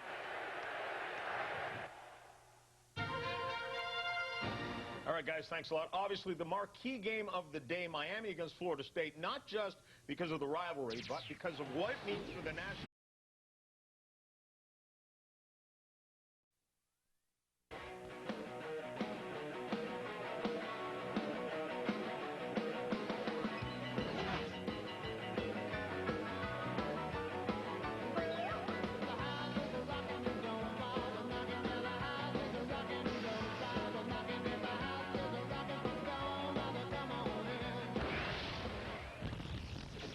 A 24-point lead by the #1 ranked team in the country, the Oklahoma Sooners. And Gary, I go back to something that Bob Stoops told us on the telephone. At this stage, in 2000, when he won the national championship, this is a better football team. A little bit scary about how good they can get. I don't think there's any doubt. You opened the show showing their 4 great players they have on defense. But we just saw this offensive explosion on offense. Jason White right now, he's almost unstoppable with this package of receivers, and the running game is enhanced. This is a better team, I believe, than the 0-1 team that won it. Well, that was an amazing team. They beat Florida State down in the Orange Bowl. As we see the Pacific Life Summary game stats, and of course your eye is attracted immediately by the turnovers. 4-1 the turnover margin in this game, and the Sooners have scored 40, or I should say 24 points off of those 4 turnovers to take a 37-13 lead here. Now the Sooners will get the ball, and they have scored on 6 of their 7 possessions under Coach Bob Stoops here so far. You know, Brent, they did it last week, and you go, well, okay, that's Iowa State, though. Now they're doing it again this week. We had 35 first downs against Iowa State, and look what they're doing today. Exactly.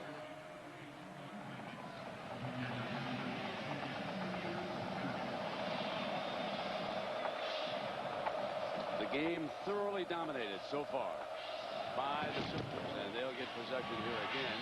They'll bring it on out on the 20-yard line. And when you go back to Vince Young, the phenom, still only a freshman, the most critical turnover of the first half. He was about to score a touchdown, and he fumbled into the arms of Strait. And then he tossed not 1, but 2 interceptions also in the first half. And Gary, that leads you to the out-of-whack stat. Sure is. And this Texas team had a lot of pride coming to this game. They knew the defense for Oklahoma was going to be tough. They talked about dropping it down, not trying to force it. For the season, they came to this game with no interceptions. Today alone, in the first half, they have 3. They'll see if they can right the ship here. And a penalty flag flying. I think you saw the middle of that offensive line jump down in there. Snap. Ball start on the offense. Move it in the interior line. 5 yards. The beauty with this Oklahoma offense is the diversity of receivers they use. You cannot block down on anybody, whether it's Clayton or Peoples or Brandon Jones or Rankins. Jason White doesn't care. He's not stingy with it. He keeps going. And that offensive line responsible for this, eh? Yeah, yards after catch. That means your quarterback is accurate with the ball. That's one of the recipes to win. I think that offensive line put this defensive Texas in the twilight zone. There's a handoff now to Jones. Jones stretches the D, turns it. And out of bounds at the 25. Philip Keeger, number 22, making the stop on Jones. When you run the ball, you don't have to lay out the middle linebacker. You just got to get in his way. Nice tracking job by the fullback this time. You see him coming around track. Just force DJ Johnson to go the wrong way, and that's a positive play for 8-9 yards.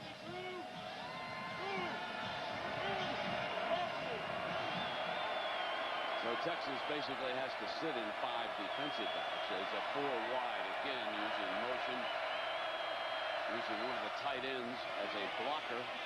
And Jones straight ahead short of the first down on that play. And Marcus Tubbs, big number 95. Sends it. Take a look at how Jason White, Chuck Long, and this Oklahoma team carved up a defense.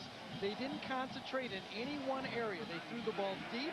They threw the ball right, left. When you're attacking a good defense, and let's give Texas credit here, they have a good defense, you never let them know where you're going to hit them next. And it's exactly what this Oklahoma offense did. Jason White out of Tuttle, Oklahoma has been phenomenal. He's my leader in the Heisman. I get a vote. 13 of 17. Play fake. Fires, and Wilson reaches for it at the 39-yard line, and that's another Sooner first down. I'll tell you, the receivers on this team have been the better of the two groups. Remember, when the season started, a lot of folks rated the Texas receiving package as the best in the nation. Well, Jason White got rocked on that one, Brent, but you're exactly right. Travis Wilson that time was covered, but he stopped and got himself open, and Jason White was on the same exact page as his receiver. But Jason's sucking wind right now because he got hit right in the lower body as he let that ball go. You'll see a run play from Oklahoma. Here's the last play. Watch, just as he lets it go, watch him get rocked. Boom. Ooh. Marcus Tubbs rolled in on him. And the flag prior to the He's a little punchy. He's a little punch drunk right now. Paul Thompson's looking out, and the backup quarterback for Oklahoma with the helmet in hand saying, am I ready to go out there? And Jason White's kind of like, can I make it through this round? Wait.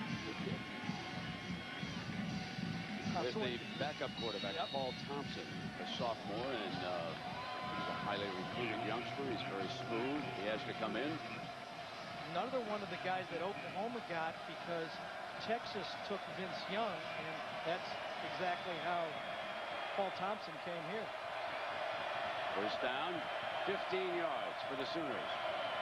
Runnels, the motion man, the slant. Clayton reaches up, and there's another nifty grab for Clayton. Now 6 passes, and he could be on his way to a 200-yard game here, and he is impressing some scouts who are in attendance. It's impressing me. There he is. He holds the record for career 100-yard games, and you can see he's an outstanding athlete in his favorite class. That's something. Maybe he'll run for Congress like an old Oklahoma player did before, huh? Absolutely. Second down.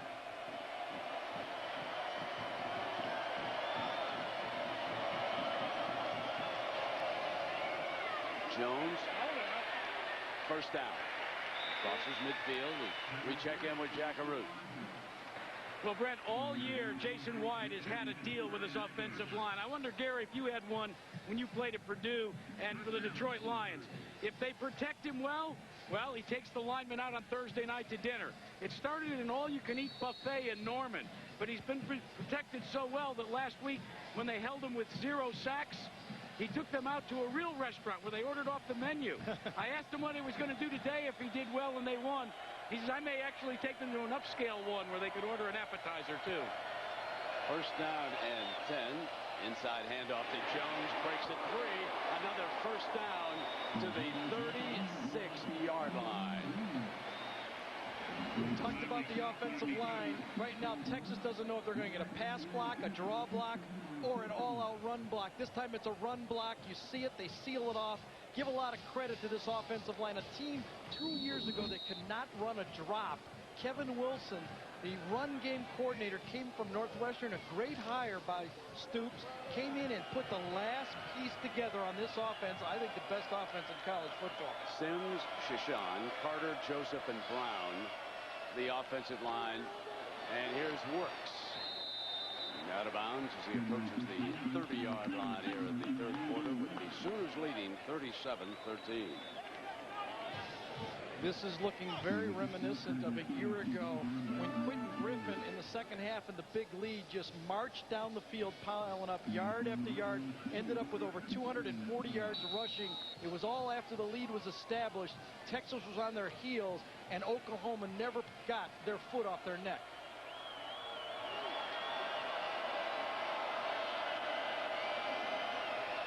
On second down and 5, here's Works again. He crosses the 30-yard line. This will be third and short. So there's Kevin Wilson on the far side. Another one of the assistant coaches on Stoops' staff, who probably someday will be offered a head coaching job.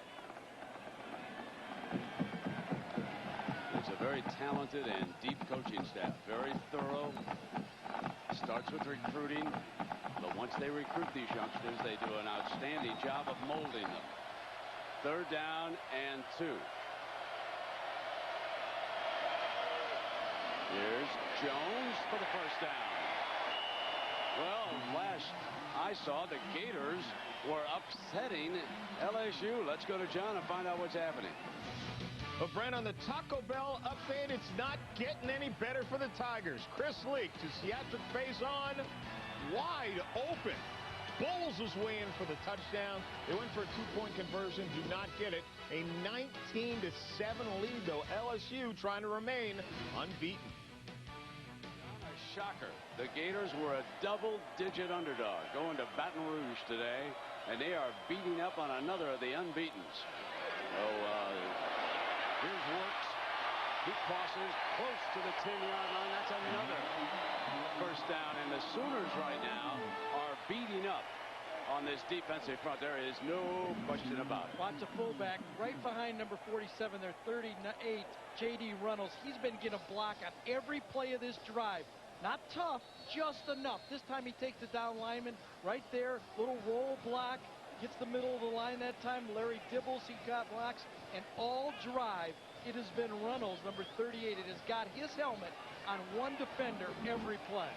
Well, Jamal Brown, that All-American candidate at that right tackle spot, he had some things to say about Texas and the build-up to this game, the closest to bulletin board material, as Works crosses the 10-yard line. But now when you look at that quote and you put it in the context of what we're seeing, Texas kind of wears down as the game goes on. They come out thinking they can intimidate you, then they just give up. It seems like we get stronger, and they tire out a little bit. Well, the Texas players came in here woofing, and at midfield there was a little confrontation. Again, no punches. Two sides were separated. Pearson, one of the safeties, had to be brought back by Coach Mack Brown. And here you see Oklahoma starting to wear them down now, and it is 2nd down.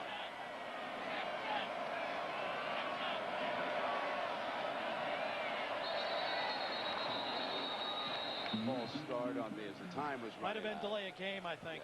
Yeah, it was a time ran down. 5 yards. Remain 2nd down. Well, Monday night, huh?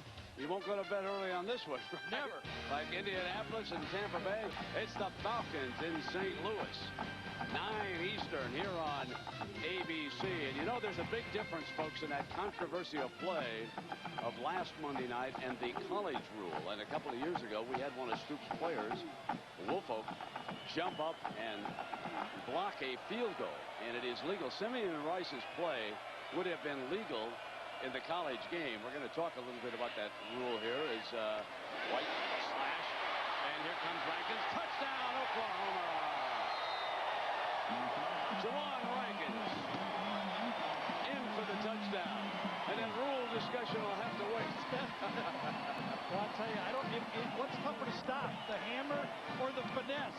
And right now, any play that Oklahoma runs, this is the wide receiver screen. Number 70, Calvin Chasen comes out. Watch Big 70 come to your picture, get the block, and Rankins reads it, yards after catch. These Oklahoma receivers, when they get the ball in space, they're like running backs. They're just get it and go. 7 of 8 possessions Oklahoma has scored here today against Texas. Ricardo tacks on the extra point, and it is 44-13. The beautiful thrower and the catcher who can move.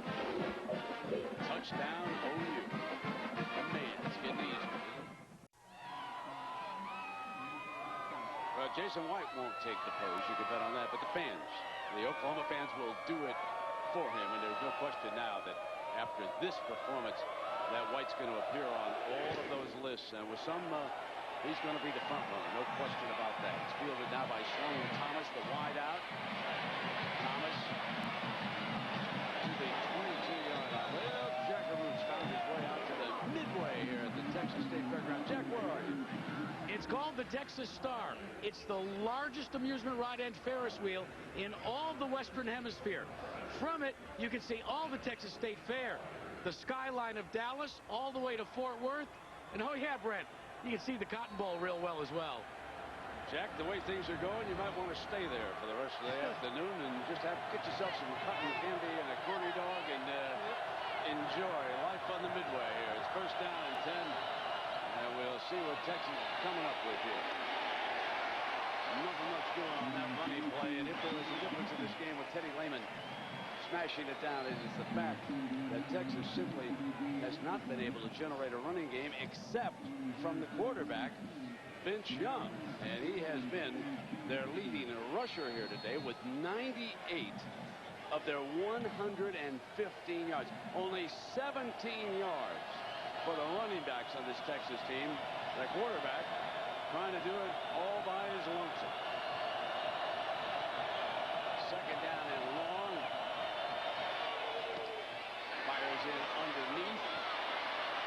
And got a first down, Roy Williams. You can see the talent right there in Roy Williams. This is what Texas gives up, though, with Vince Young. I mean, yes, he's running the ball, and they're getting running yardage, but they're losing the passing yardage. They've thrown now for under 100 yards in this game. I don't know if you can beat this Oklahoma team being one-dimensional. In fact, I know you can't beat this team being one-dimensional. Roy Williams must be frustrated. 4th year in a row. Doesn't want to get it out of here not beating Oklahoma.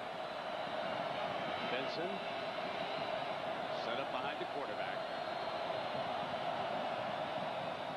Now Young on that option run. Not a good pitch on the hop. Benson saves it. There's a penalty flag. Yeah, it's going to be a penalty by the referee. I'm sorry, Jonathan Jackson's going to get a penalty for roughing Vince Young, wouldn't he? Personal foul on the defense. 15-yard penalty. Automatic first down. Time permitting, stay tuned for the Thrifty Car Rental postgame report featuring scores and highlights from across the country. I don't think Oklahoma cares the least bit that they get a 15-yard penalty hitting the quarterback on an option game. They just want to serve notice. If you run it, you're going to get hit.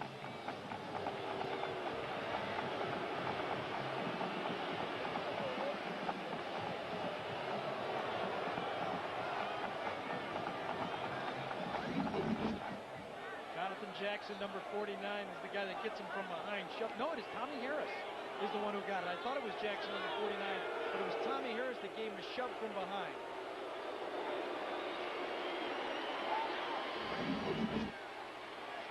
So with the penalty, the ball now is advanced to midfield.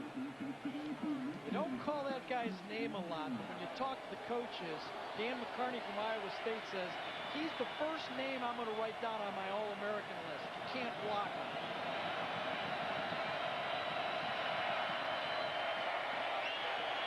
Young underneath, Benson stumbling, got the first down to the 34-yard line. Let's meet this young man that so many of the opposing coaches rave about.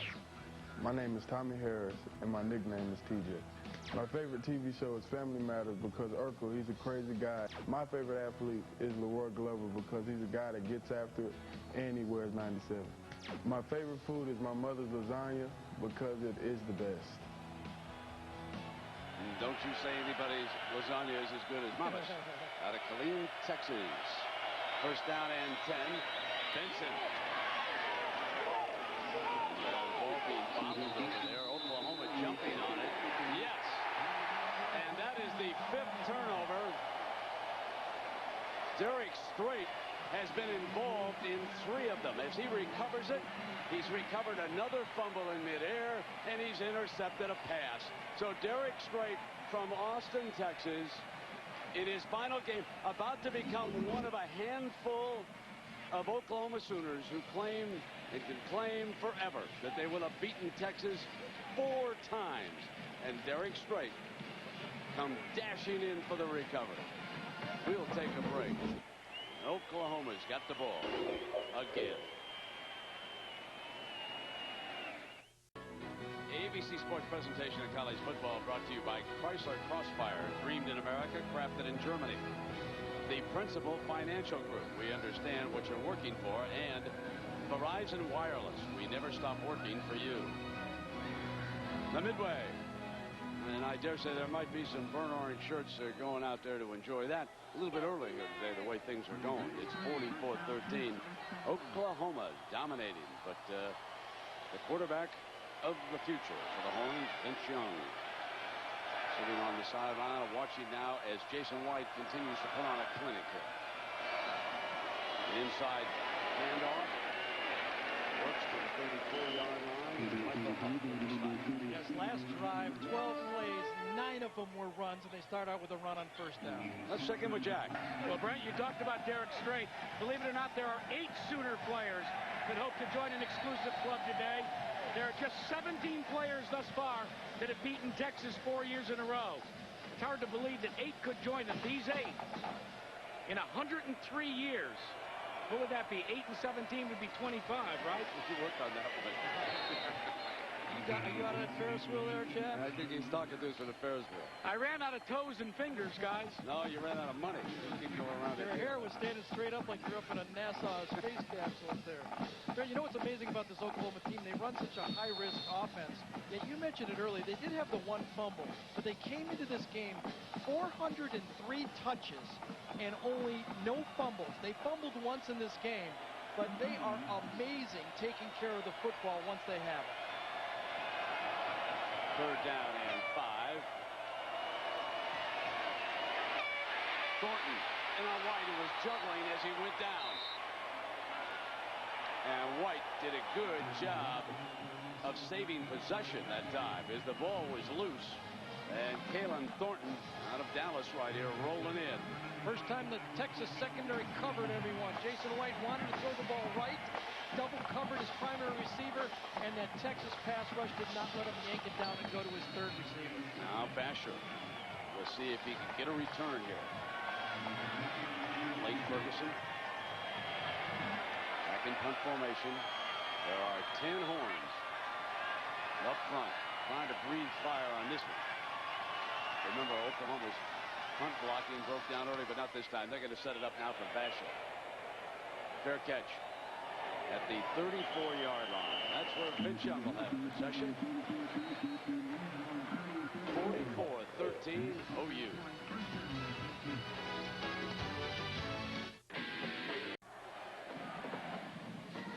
Back in the Longhorns will be coming out. Their own 34-yard line here. Roy Williams walks it out to the right. Johnson, the slot receiver, off to the left. And number 10, Vince Young, under center. Short drop. And the pass is dropped by Bo Scaife. So you want to be a quarterback, huh? You want to be a quarterback in big-time football? Well, this is like, try to read this. It looks like 3 safeties, but then just before the snap, watch this defensive changeup. This was the first interception of the game.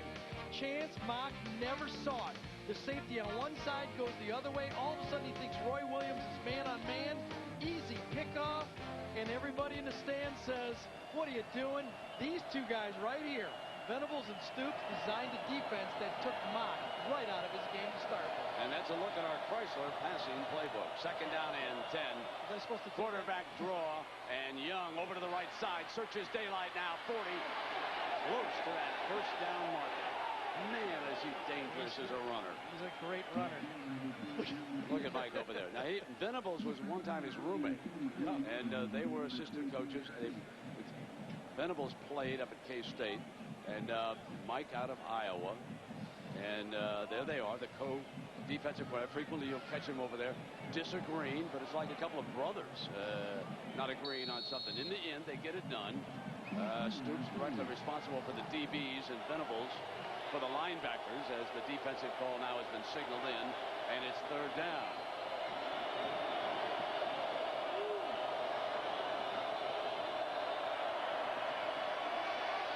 Young looking for a 1st down. Tries to get an open receiver, and I believe he's got daylight. He takes off. He'll get it. Got it. Out of bounds, 1st down. You know, we talk about Heisman Trophy candidates and passing quarterback. Let's show you Texas Tech quarterback B.J. Simmons. He threw for 8 touchdowns a week ago and 505 yards. Folks, he has 24 touches on the year. He backed up Cliff Kingsbury. And down here in Big 12 land, they are raving about B.J. Simmons. And Oklahoma has to go to Lubbock on November 22nd. So you might want to circle that one. If there's any kind of one of those prep games late for this #1 ranked team, that would be it. Although Mike Leach, the coach, was once on the Stoops staff at Oklahoma, and Oklahoma's done very well against him in the past. However, and it has been more mobile quarterbacks that have caused OU trouble. Oklahoma all slanting one way because you see Nicholson, number 8, right there on the blitz. It's a run blitz. You bring your safety from the field, and all of your down linemen slant the opposite way and force the ball back to that blitzing, either nickelback, a strong safety, Sam, whatever you want to call him. He's coming from the outside. Second down and long for Vince Young. He just takes off against the blitz and hooks it out to the 48-yard line. I want to go back and say, I really didn't finish the story about the Simeon Rice act like this. Woolfolk played for Oklahoma. Watch him as he runs up. Number 17 jumps, blocks the kick. That is legal in the college game. Illegal in the NFL because they're trying to protect the players from an injury. They say that's why the rule is in there. But the official told us before the game that in the college, if you don't use a teammate to boost yourself up and to gain help, then it is fine from a running start to attempt to block a field goal. I remember LeVar Arrington up at Penn State doing that several times. And here is third down for Vince Young. Long handoff to Robin, and Robin is wrestled down by Jackson. And that's short of the first down. Well, some good games tonight over on ESPN. 7:45 on ESPN2. Georgia will take on Tennessee. Then later at 9 Eastern, Ohio State tries to stay unbeaten against Wisconsin. So that's a good little doubleheader tonight in college football on ESPN. Another package here from Oklahoma. 3 down linemen with 6 defensive backs on the field. A fourth down for Vince Young. They need to reach the 42-yard line to keep the drive alive. Throws high, incomplete. Oklahoma football. Intended for Johnson. Was thrown a little bit high. Young and the horns come off the field. Roy Williams has been upset the whole game. Frustrated, not getting the ball enough, at least in his mind. Playing with a young quarterback. You can see the double coverage. It's really a zone. Ball he thinks should have come his way. And afterwards, look at him. Boy, that is embarrassing to do to your quarterback on the field like that. He's been doing it for 2.5 games. Oklahoma comes out in a 3-wide formation. And then they even motion one of the backs as an H-back and use Works to stretch to the left. And he slashes 40. 35 goes for the middle of the end zone. In a foot race. Works goes for the end zone. Got it. Touchdown. Oklahoma. 54 yards for Ronaldo Works. He's now over 100 yards on the day with 2 touchdowns. The 4th straight game that the Sooners have scored 50-plus points. The first time in school history, as Bob Stoops will tell one and all, this is the best Oklahoma team he has ever had. And if it holds up that way, look out. This team is well on its way to Bourbon Street. And that Nokia Sugar Bowl championship on January 4th when numbers 1 and 2 will play. And number 1 looks pretty strong here today, folks. They're protecting their position with 51 points against the Horns. The running game, the passing game, this is the delayed draw game. Works takes it one way, follows the blocking, and just rips it up. You think he's a big bag? Now watch him accelerate. takes it, ball in the left hand. He's got corners chasing him. He's like 220 pounds. Gets caught from behind by Hunt, takes it into the end zone. You have an offense that can run the ball like this. You have a quarterback this hot, and you have a defense that is as good as anyone in the country. You can see why you can put 4 straight games of 15 points up. Let's check in down below the check. Well, Brett, remember a couple of weeks ago at the UCLA game, I got to ride on the Sooner Schooner. One of the things that happened on the way down from Mulgee, Oklahoma, where they're located, is the tongue broke on the trailer. That was late last night. So they actually had to bring all of the guys, the Roughnecks, back up from Dallas. They went to Mulgee. They went knocking on doors. They found 2 trailers to load it back up. They made it here about an hour before game time. Thankfully, neither the horses or the Roughnecks were injured in the near accident last night. All right, Jack, and in time to watch their team put another 50 on the board. Piccolo. A spinner short. Out of bounds. There's a penalty. That looks like one of the weirdest kickoffs. I don't know what they're practicing now, folks. Well, tomorrow ABC puts on Sunday's best with a new practice. The critics call it good, provocative television. This week, the Emmy-winning cast is joined by guest stars Sharon Stone and Chris O'Donnell. An all-new practice tomorrow, 10/9 Central on ABC. Well, you know, the Red River Shootout rivalry extends far beyond the Lone Star State, and we'd like to acknowledge the 272nd Texas Air National Guard and the 205th Oklahoma Air National Guard. Both are watching the game today at the Al Udeid Air Force Base. That's over in Qatar. And a special hello to all the troops and civilians over in Baghdad. They've been watching this game live on Armed Forces Network. Best wishes to all of you. And we hope you're all enjoying a little night football over there. And we hope you get home soon safely. First down and 10. Young is back. Pocket holds. Middle high again. Incomplete. Williams the intended target. And he was defended by Rodney Poole. I'll tell you, that time, the battle up front between Tillman Holloway and Tommy Harris got really, really mean. Tillman Holloway just jumped on Harris's back right at the snap, and they were still going at it as that pass was incomplete. Watch it right here. Watch the action between these two. Gets him on top, drives him into the ground here, okay? Jumps on top of him. Now watch Tommy Harris get up, gets knocked down again, puts his face into the grass, and Harris says, That's some of the best action of the day and no flag. Second down and 10. I love that match. 3 falls for the title. Young to Williams, and it is alertly broken up. Poteet was in there on that play, and Derek Strait. I don't quite get what Texas is doing here. Roy Williams throws a fit because he doesn't get the ball thrown to him on 3rd down. So you come back on 1st and 2nd down and feed his ego and throw him the ball when he's covered on both plays. That's not the way you run an offense. And he lost 2 yards to boot. 3rd down and 12. He was my receiver. He wouldn't get the ball the rest of the game.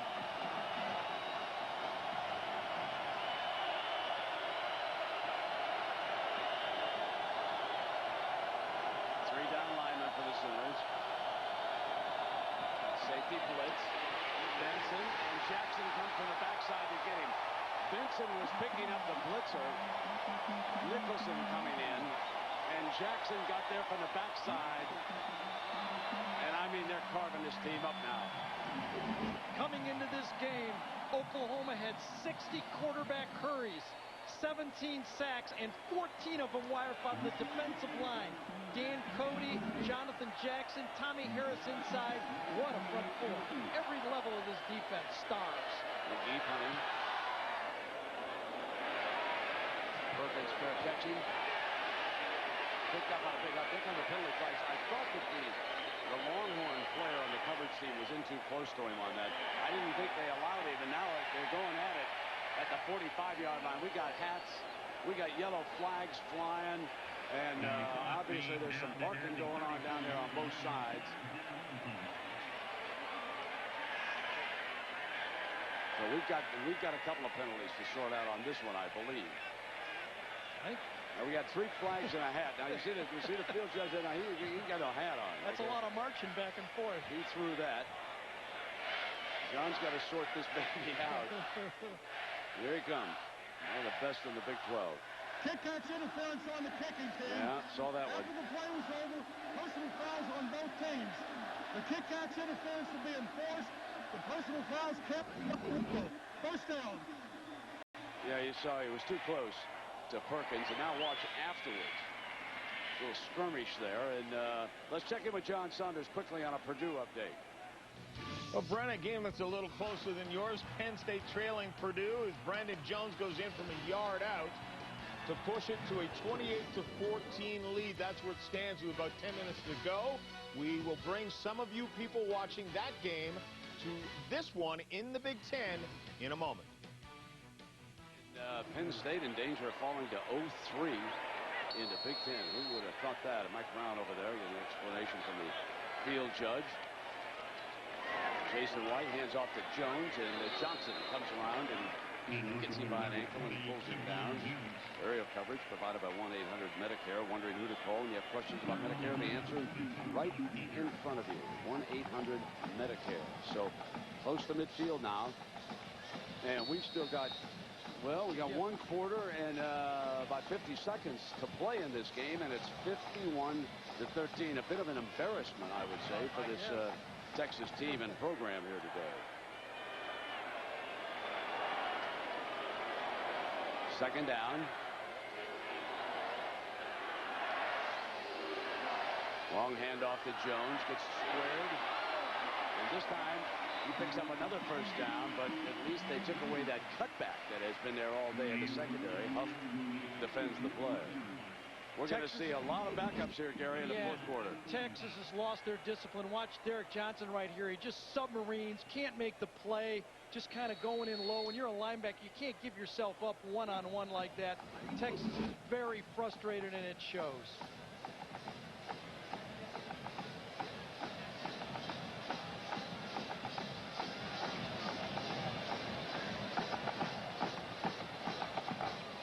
White with a first down at the Horns' 41-yard line.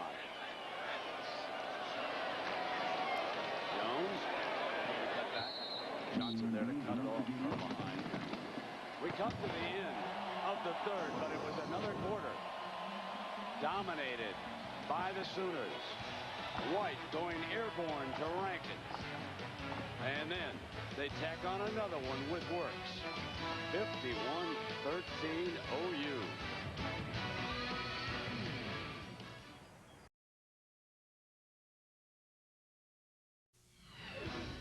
You're watching college football on ABC Sports Championship Television.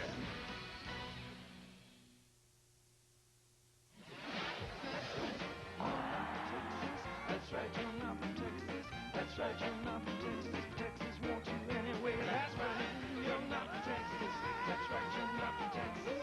That's right, you're not from Texas. Texas wants you anyway. White pitches it quickly to Clayton as we start the fourth quarter. Clayton's free. Goes for the end zone. Touchdown, Oklahoma.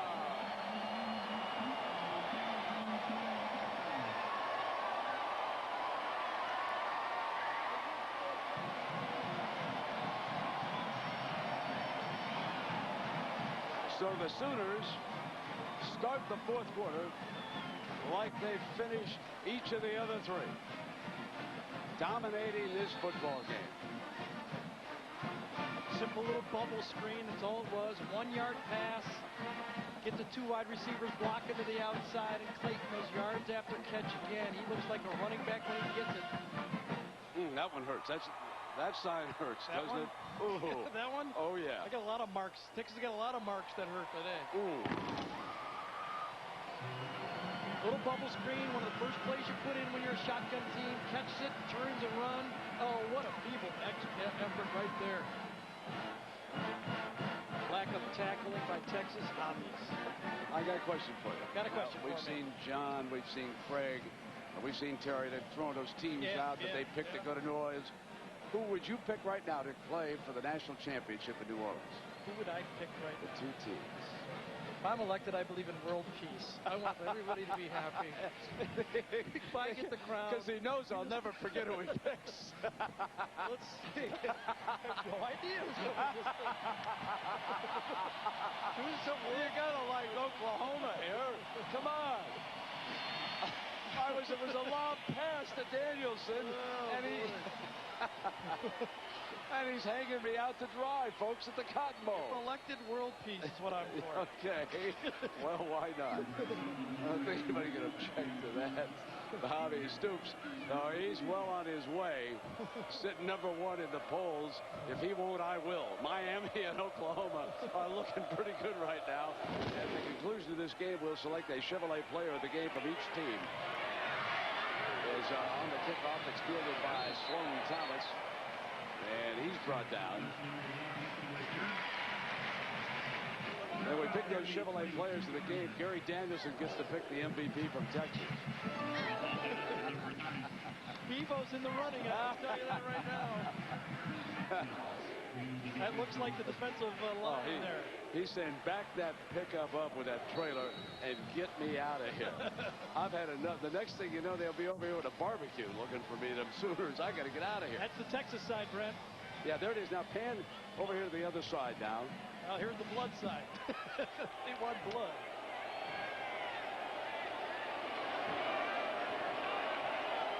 First down and 10. Young rolls to the right.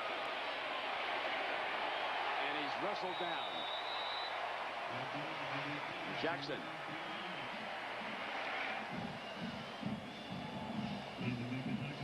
It's funny how this Oklahoma team has morphed a bit over the years. I think when they won the national championship, all year it was Josh Heupel's team.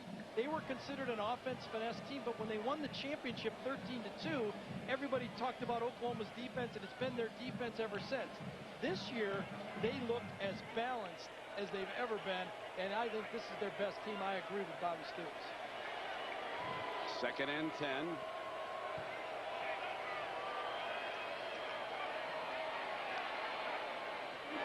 Young flares it to Robin, slips a tackle to the 34-yard line, and a first down. When you go back to the Sooners national championship year, the Sooners defeated Texas 63-14 here in Dallas, and they went on to a 13-0 season and beat Florida State down in the Orange Bowl for the title. And here right now they're up 58-13. So this well could be an omen. What Stoops also told us is we don't know what's going to happen down the road. He said that team in 2000 continued to progress, continued to get better. He said we don't know what the end game will be for this team, but this is the best talent that I've ever had at Oklahoma, and it has really fumbled, and it was almost caught in the air, I believe, by Nicholson, who could not control it and put it back down. And so the Horns retain possession on the play. That was Brett Robin who saves the day, and we check in below with Jeff. Well, Brent, when I asked Bob Stoops the best compliment he ever received, he said it got it from this guy, Barry Switzer, who, of course, he was also one of the winningest coaches in OU history. He said when Barry Switzer was asked by a media member just how good Bob Stoops was, he says he reminds me of a young me. Bob said, Jack, that's the biggest and best compliment I've ever received. Second down. Robin for the first down. Going to approach midfield here in Chambers, the middle linebacker, making the stop. Brent, I know a year ago you felt that Oklahoma's team last year was one of the 3 best teams in the country, didn't you? Yeah, I did. Yeah, so this is not much of a drop-off. They haven't lost a lot of guys, and they look better than last year. Yeah, I honestly thought, Gary, that the Oklahoma team of a year ago would have been able to play toe-to-toe with Miami, and I told a lot of people that, and now you can't take a thing away from what the Buckeyes did, and Bob Stoops, of course, they stumbled a couple of games, Texas A&M and Oklahoma State, and this team cannot afford to stumble. They're sitting #1, and to ensure that they get there, they just got to keep on winning. That's the key for the Sooners. In the middle, good delivery to Williams, and surrounded and down at the 26-yard line. See, that came within the offense that time. Pattern, play, read the defense, go to the guy who's open, not just try to force a play to a receiver because he's frustrated that he hasn't got the ball. That's the way it's supposed to work, just like that. Gary, your feeling about Vince Young and his future as the Longhorns quarterback? Practically unlimited. We're seeing such a raw player right now. You really have to be balanced to move the ball against Oklahoma. But you can see it. He can just throw the ball also. This is not just a guy. He's going to put on 25 pounds before he leaves college football. He's going to be a monster. Pocket rolls to the right. He dumps it underneath Stephen Williams' hand. How much to gain on that? About a half yard, I believe. Nicholson, the defender. So number 8, another one of the pieces that was added. And there is a penalty flag down around the 20-yard line. After the play was over, personal foul on the offense. 15-yard penalty. Bounce, second down. So again, at the end of the game now, we'll select a Chevrolet player of the game from each team, and Chevrolet makes a $1,000 contribution to each university's general scholarship fund. And man, we got a lot of candidates on this Oklahoma team, but the quarterback is standing up tall, isn't he, Gary? 290 yards, 4 touchdowns, 17 to 21. He's done it all. He is, but he's only thrown for 140 yards, and I don't think that's the type of offense. I think it's tough to beat Oklahoma with a freshman quarterback. Oh, okay, back to Vince, right? Yeah, I think. Is that who you're talking about? Yeah, no, yes. So here is Vince, and what he does so very well. Freelance out at the 30-yard line. Now, what about his deliveries, Gary, on when he throws the ball? It is a bit low. He is a tall player, but the ball comes even below his helmet when he throws the ball. I like to see him work on that. Get out there on a volleyball net or on the goalpost and try to stretch that release up another 3, 4, 5 inches above his head. Got a gun for an arm, but no matter if you're 6'5" or 5'10", if you throw the ball sidearm, they're going to knock balls back in your face like he had one knocked today. Jeffrey out wide to the left, and timeout here. All Oklahoma. All right, folks, look at this. We've signed up a new cameraman here at ABC. Come on, Barry. Keep the focus now. Don't lose the framing. Incomplete. Well, the ball should be right there. Perfect. See, did pretty good, Coach. Barry thought there was going to be a lateral. He ran that wishbone offense all the time. Look, he's keeping Mike Croak, the cameraman, close. Don't leave. I don't know what might happen. Mike wants to go to the airport, get a cool, and get out of here. All right, Barry, keep his focus down there, partner. What'd you say, Gary? He's used to shooting the wishbone. He's used to shooting that lateral game. We want an offensive passer now, Barry. Get that secondary look for me, okay?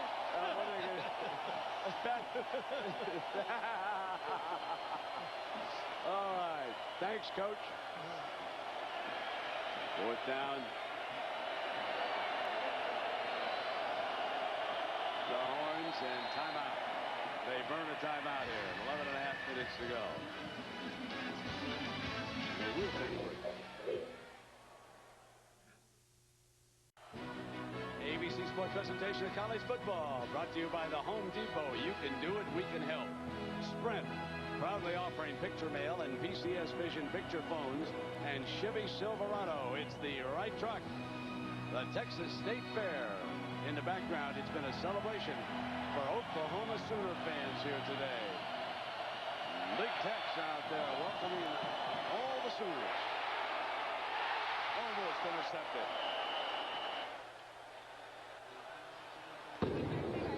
Howdy, folks.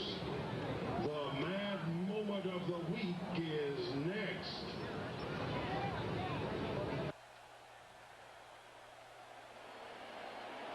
Oklahoma came with an all-out blitz and put Vince Young down on that last throw. Now the mad moment. Last play first, 8-man blitz this time. Teddy Lehman leaps, Brandon Everidge gets him, drives him into the ground, and almost gets an interception on the 4th down.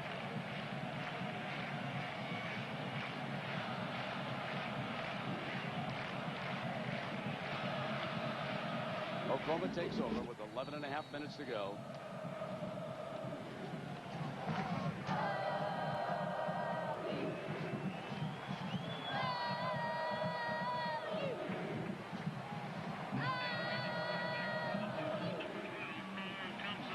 backup quarterback Paul Thompson on for the first time.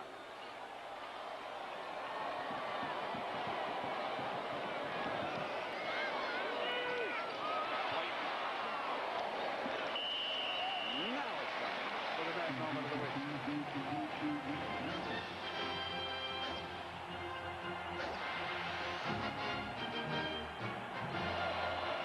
Number 61 for Texas, Tillman Holloway. Putting down number 97, Tommy Harris. Giving him the business. And Harris said, no way, Jose. That's the end of that. Each of them got a knockdown. They did. Second down. So we'll see what Paul Thompson's got here. Stretching the defense, and it'll be third down. And Dante Hickson comes in for his first carry of the game.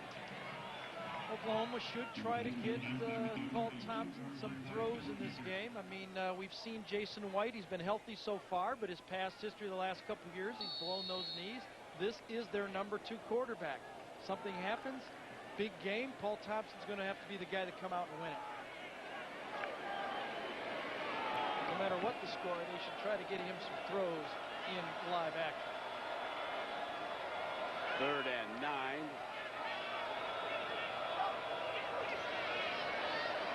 Blitz gets it off. Going to get a first down.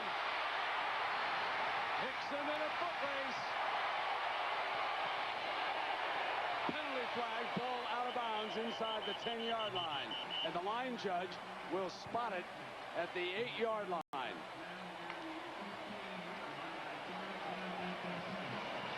The sophomore running back, Dante Hickson, showing a burst. This is the third screen pass of a 1-yard pass in the second half of this game. Forward and out of bounds, so it goes back to the spot of the fumble. Personal foul, face mask, then catch from that spot, half the distance, first down. Look at this 1-yard pass, easy little screen play, ball to Hickson, cuts it back one time. Where's the Texas defense? Overrunning it, running half speed. Third time in this half that the proud Texas defense allowed a 1-yard pass go for big yards against them. That's a frustrated defense. And the end of it, obviously, tacked down.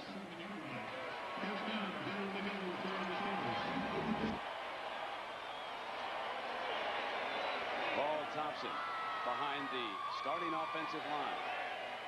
Hickson to his left. Thompson on the keeper is brought down inside the 5-yard line. Let's check on Pittsburgh, and here's John. Well, Brent, is there a better wide receiver in the college game right now than Larry Fitzgerald? Rod Rutherford doesn't think so, although he's wide open on this play. And Pitt comes back to tie the game with Notre Dame at 7 apiece, just underway in the second quarter. And Florida has beaten LSU, so the Tigers drop from the ranks of the unbeaten as well. Wow, another one. Stumbles. Arkansas, Florida State, LSU. Here's Hickson. He's stopped in the backfield by Johnson. So it'll be third down. And the defensive work was number 11, Derek Johnson. Man, separation Saturday. This has been shake-up Saturday. I mean, this is unbelievable. Shakedown Saturday. Absolutely. Man, the field of unbeaten really narrowing here. And Ohio State's got a tough one tonight. Yeah, that's no gimme in Madison. Yep. 8 minutes, and it can't run fast enough for Mack Brown. Mack Brown's going to face a lot of... He does not want to listen to talk radio, sports talk radio in Austin. He might not even want to read the newspapers this week. I'm going to tell you.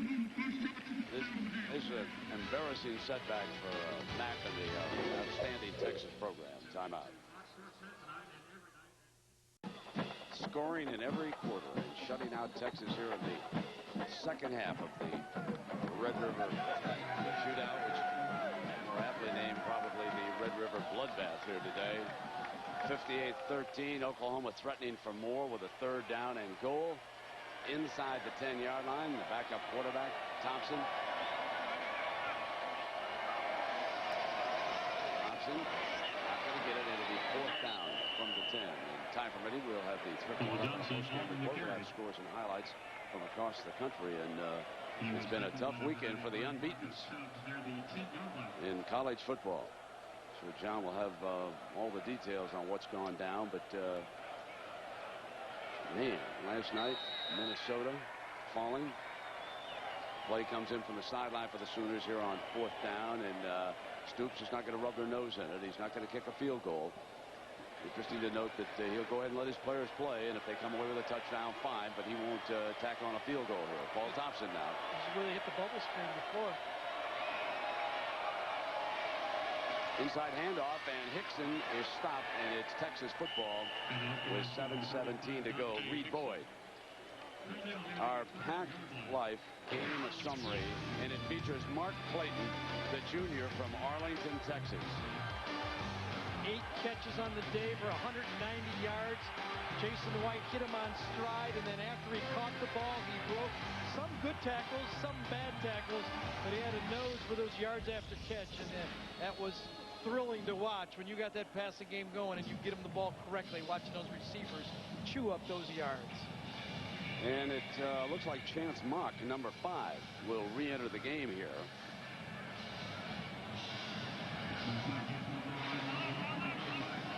He started the game, was replaced on the 3rd series of the game by Vince Young, and has not played since.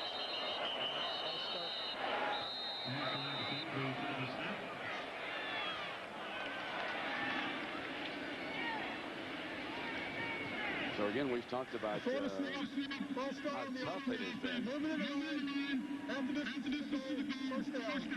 for teams trying to get to that Nokia Sugar Bowl in the national title game. Florida State lost to Miami. LSU beaten at home by Florida. Arkansas losing at home. Auburn suddenly turned its season around, of course, last night in a great football game up at the Twin Cities. Well, great, I guess, if you're a Michigan fan. Minnesota was knocked out. That was the 10th Texas penalty of this game. Mock has Scaife underneath to the 12-yard line, short of the first down. Mock's pass complete to number 80. Another penalty flag, I believe, comes down. Late flag on that play, as a matter of fact. That's the way I thought Texas would start out this game, throwing the ball short. Sideline warning. You know, the Big 12 conference, and everybody now chasing the Sooners, and you can see what Texas A&M did on the rebound after losing to Texas Tech. And tonight, Nebraska, Missouri, Iowa State, Texas Tech, and with 4:11 to go, look at Kansas out in Boulder. Amazing what Mangino has been able to do with the Jayhawks this year. One of the surprise turnarounds after the season started. Mock with a nice pass underneath.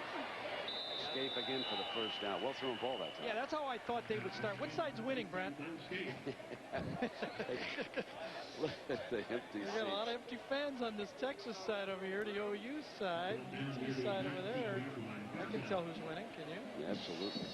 That's what Chance Mock told me he was going to try to do. Start dropping the ball down early in the game, force that zone defense for Oklahoma to come up, and then get behind them. The first play, he throws an intercept. Well, actually, the first play was completed. Remember that? They made a missed call, and then from there, it was all downhill. Intended for Scaife again.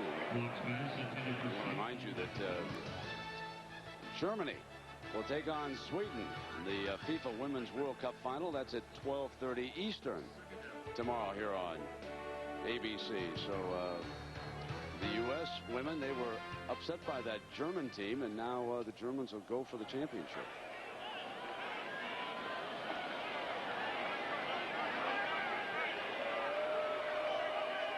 Four wide for Mock.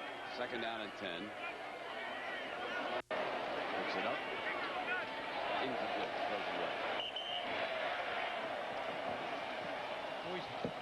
Well, we started out this game as a chef trying to cook up a victory recipe, and you see quarterback protection. I mean, obviously that's OU. run game, except for Vince Young, that's OU. Yards after catch, that's huge.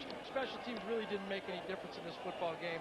Turnovers you could put in there, but that's always a thing. But when you get quarterback protection, allowed Jason White to throw the ball, that made a lot of check marks on one side of the field and a lot of points on one side of the scoreboard for Oklahoma. Mack Brown has to figure out, remember, he's got Nebraska coming back into this thing, and that Big 12 championship game, Nebraska-Oklahoma, would be quite a tussle. Third down, Mock takes out. The ball just swinging loose. Just swinging that ball around. What is that, 6 turnovers now for the Horns in this game as Corey Klein, the senior from Tulsa, recovers the fumble over there. Lack of experience from both of the quarterbacks have cost Texas in this game. Bad read to start with by Chance Mock.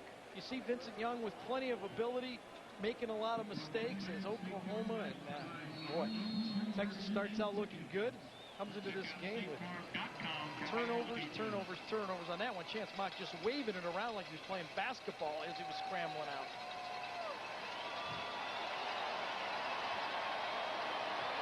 First down, can't in fast enough for that man right there. Who wants this clock to move double time? That comes Hickson. Cut back and surrounded. So remember the singular poll, the comeback player of the year. We ask you all to vote. And Jeff Smoker. And you can make a strong argument for the young man who's come back from trouble off the field for Michigan State. 31%. Jason White. Gary opted for him, 26%. Cedric Cobbs, fine running back for Arkansas. So all those stories are wonderful stories. Lee Evans will be playing tonight. Yeah, we're real happy for Lee Evans, aren't we? I mean, that's a tough injury. A great football player has come back. He's proven it to the league and the next league that he can play healthy. 2nd and 12. Johnson fires, snared by Peoples, close to the first down, and Jack Paul Thompson throws a nice ball. Yes, he does, Brent. And according to Chuck Long, he admits that Paul Thompson, even in this mop-up duty, we're getting a look at what he calls the completion of OU's offensive plan.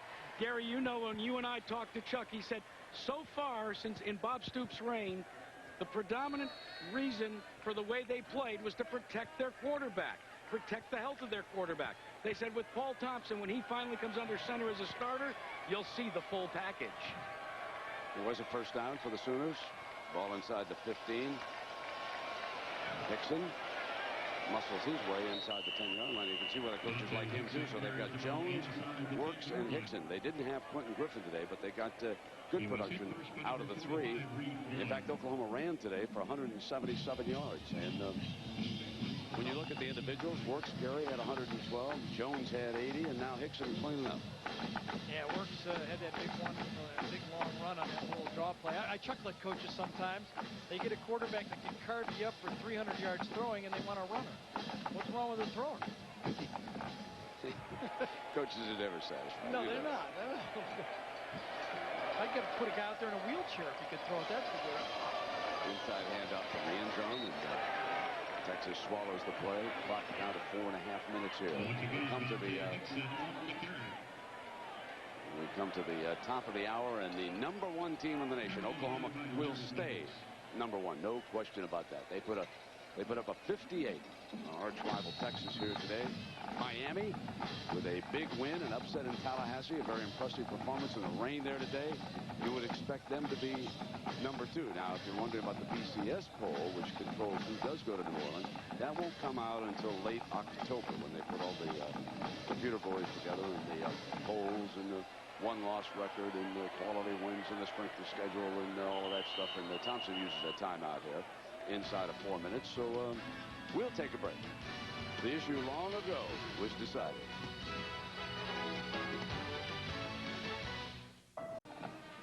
Well, some Texas fans, you can understand that.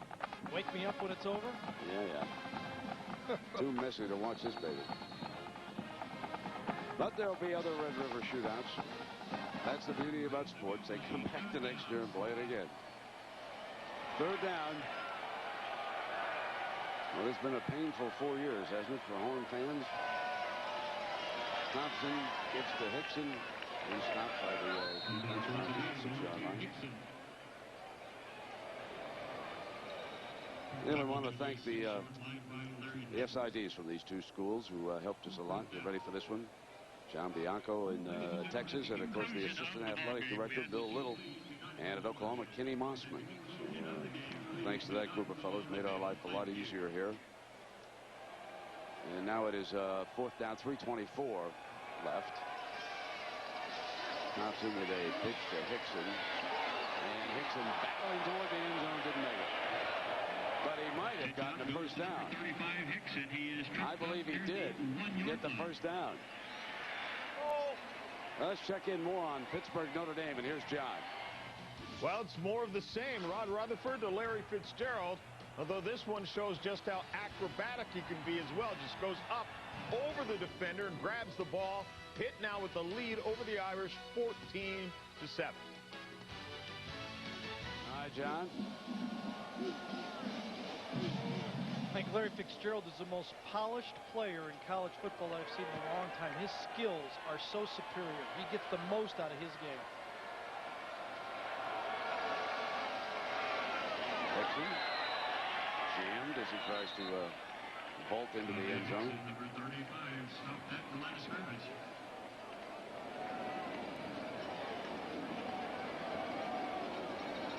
So they'll get up and sort it out. Oklahoma taking their time.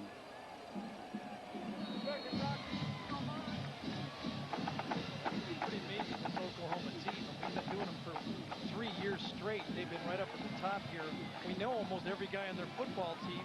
They graduated their top 4 receivers of all time, and they reload with this crew of receivers. Amazing recruiting program at Oklahoma. Jones in at running back, and he'll score. And a flag on the hit. And Aaron Harris is going to get on sportsmanlike. He was already in the end zone, and a lot of frustrations on the Harris hit.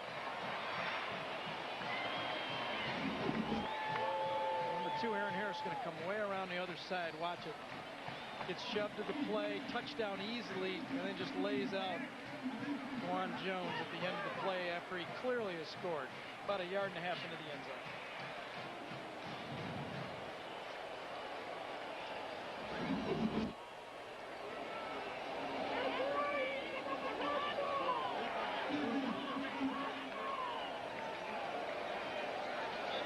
Well, I'll tell you, there's one coach over there at Oklahoma we haven't talked about.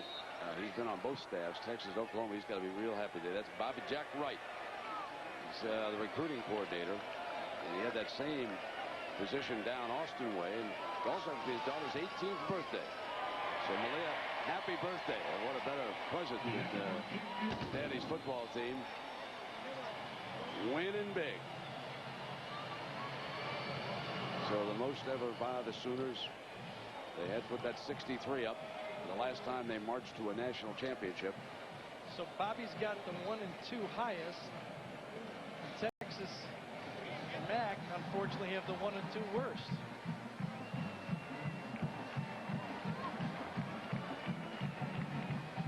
Speaking of that 2000 team, Jack, that was a heck of a run they had. Yeah, and remember Josh Heupel? Well, he's a graduate assistant back on this team. And while Gary Danielson doesn't want to commit, I asked Josh Heupel before the game to compare and contrast.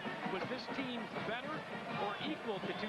He said, without question, it is a better team at this point than we were going into the Red River rivalry. So, Gary, at least we got one guy here that is willing to commit. Kind of interesting, the 2 graduate assistants for these 2 teams, Major Applewhite and Josh Heupel. Both want to be coaches now. Number 2 and 3 passes of all time in the Big 12 Conference right there. Both breaking down films now and going and getting coffee for the coaches. You got to start out on the bottom with your grad assistant. Yeah, it doesn't get much worse than this, Gary. OU has outscored Texas now 177 to 54 over the last 4 painful seasons. This just isn't all coaching. I know they put a good program. This is a special group of players Oklahoma has together right here. Come out on the 20. Maybe the Irish are fighting back, huh, John Saunders? Brent, they are indeed. It's actually Julius Jones, who gets his second touchdown of the day, matching Larry Fitzgerald. Should have been stopped at the line of scrimmage. He runs out of it, and then look at the breakaway speed to the touchdown, and a tie with Pitt now at 14 apiece. Frank. All right, John, and here we've got 2:06 to go. And the Horns with Chance Mott still at quarterback.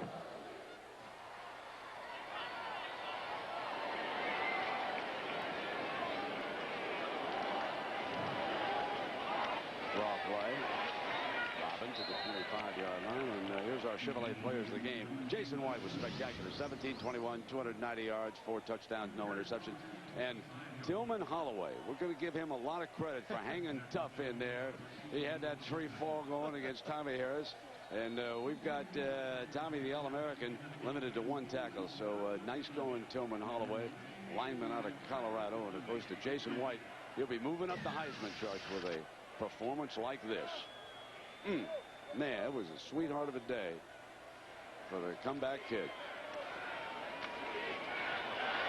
Robin to daylight for a first down for the Horns at 1:23. And we thank our executive producer of ABC Sports, Mike Pearl, the senior producer of ABC Sports, Bob Toms, the coordinating producer of ABC's College Football, the producer of today's game, Bob Goodrich, also a daddy because Ashley was in town here today, and I hope she enjoyed her daddy's work. And the director, Steve Bime. Nice to have Steve with us for this one. The TD, Monty Poling. The associate producer, Drew Kaliski. The associate director, Brian Fay. And, of course, our lead PA, Sun Devil, did an outstanding job along with the doctor of graphics himself. Be a nice job. Our studio show, what a hit again, huh? That was Russell Dennison, number 36, up with that. Back in New York, the studio show produced by Tim Weinkauf, directed by Calvin Haywood. TD there is Gary Boyarski, and the director of production, Mark Loomis. So thanks to one and all. 65-13. We bring down the curtain. I don't know about you, Mr. Danielson, but I'm ready to run for the airport. I've had enough of this. I've had enough of this. When they took the market to Purdue, I was ready to go a while ago, to tell you the truth. Only one starter on the field for either side, Brandon Everidge, and that's just because they don't have enough players. Oklahoma does. They keep number 7 in there just to keep him on the field, and he's going to make a half a tackle with Dennison on this play again. You know, if you're a backup linebacker for Oklahoma, you're almost a starter. So there it is. The camera crews across the field are surrounding Stoops as he'll come to the center of the field and shake Mack Brown's hand. And for Mack, it's going to be a painful walk out to the middle of the field, 4 straight years. And Mack with some words for Bobby. Bobby saying, "You dang rascals are just the best team I've seen down here." We go down to Jack. Well, Coach, this has got to be the best of the 4. Yeah, it is. We felt coming in, I never said people want to say we had our best team. I said we had our strongest team coming into this game, and we played well tonight. Really, the execution, both sides of the ball was really outstanding. Our players deserve the credit.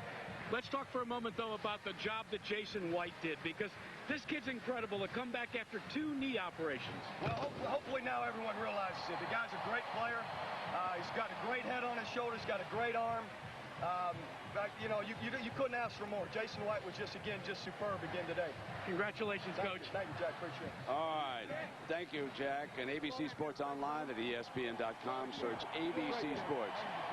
And a reminder, don't forget, the Falcons battle the Rams on Monday Night Football live at 9 Eastern. For Jack Arute and Gary Danielson, I'm Brent Musburger. So long, everybody. It was a record-breaking day for the Sooners from Oklahoma.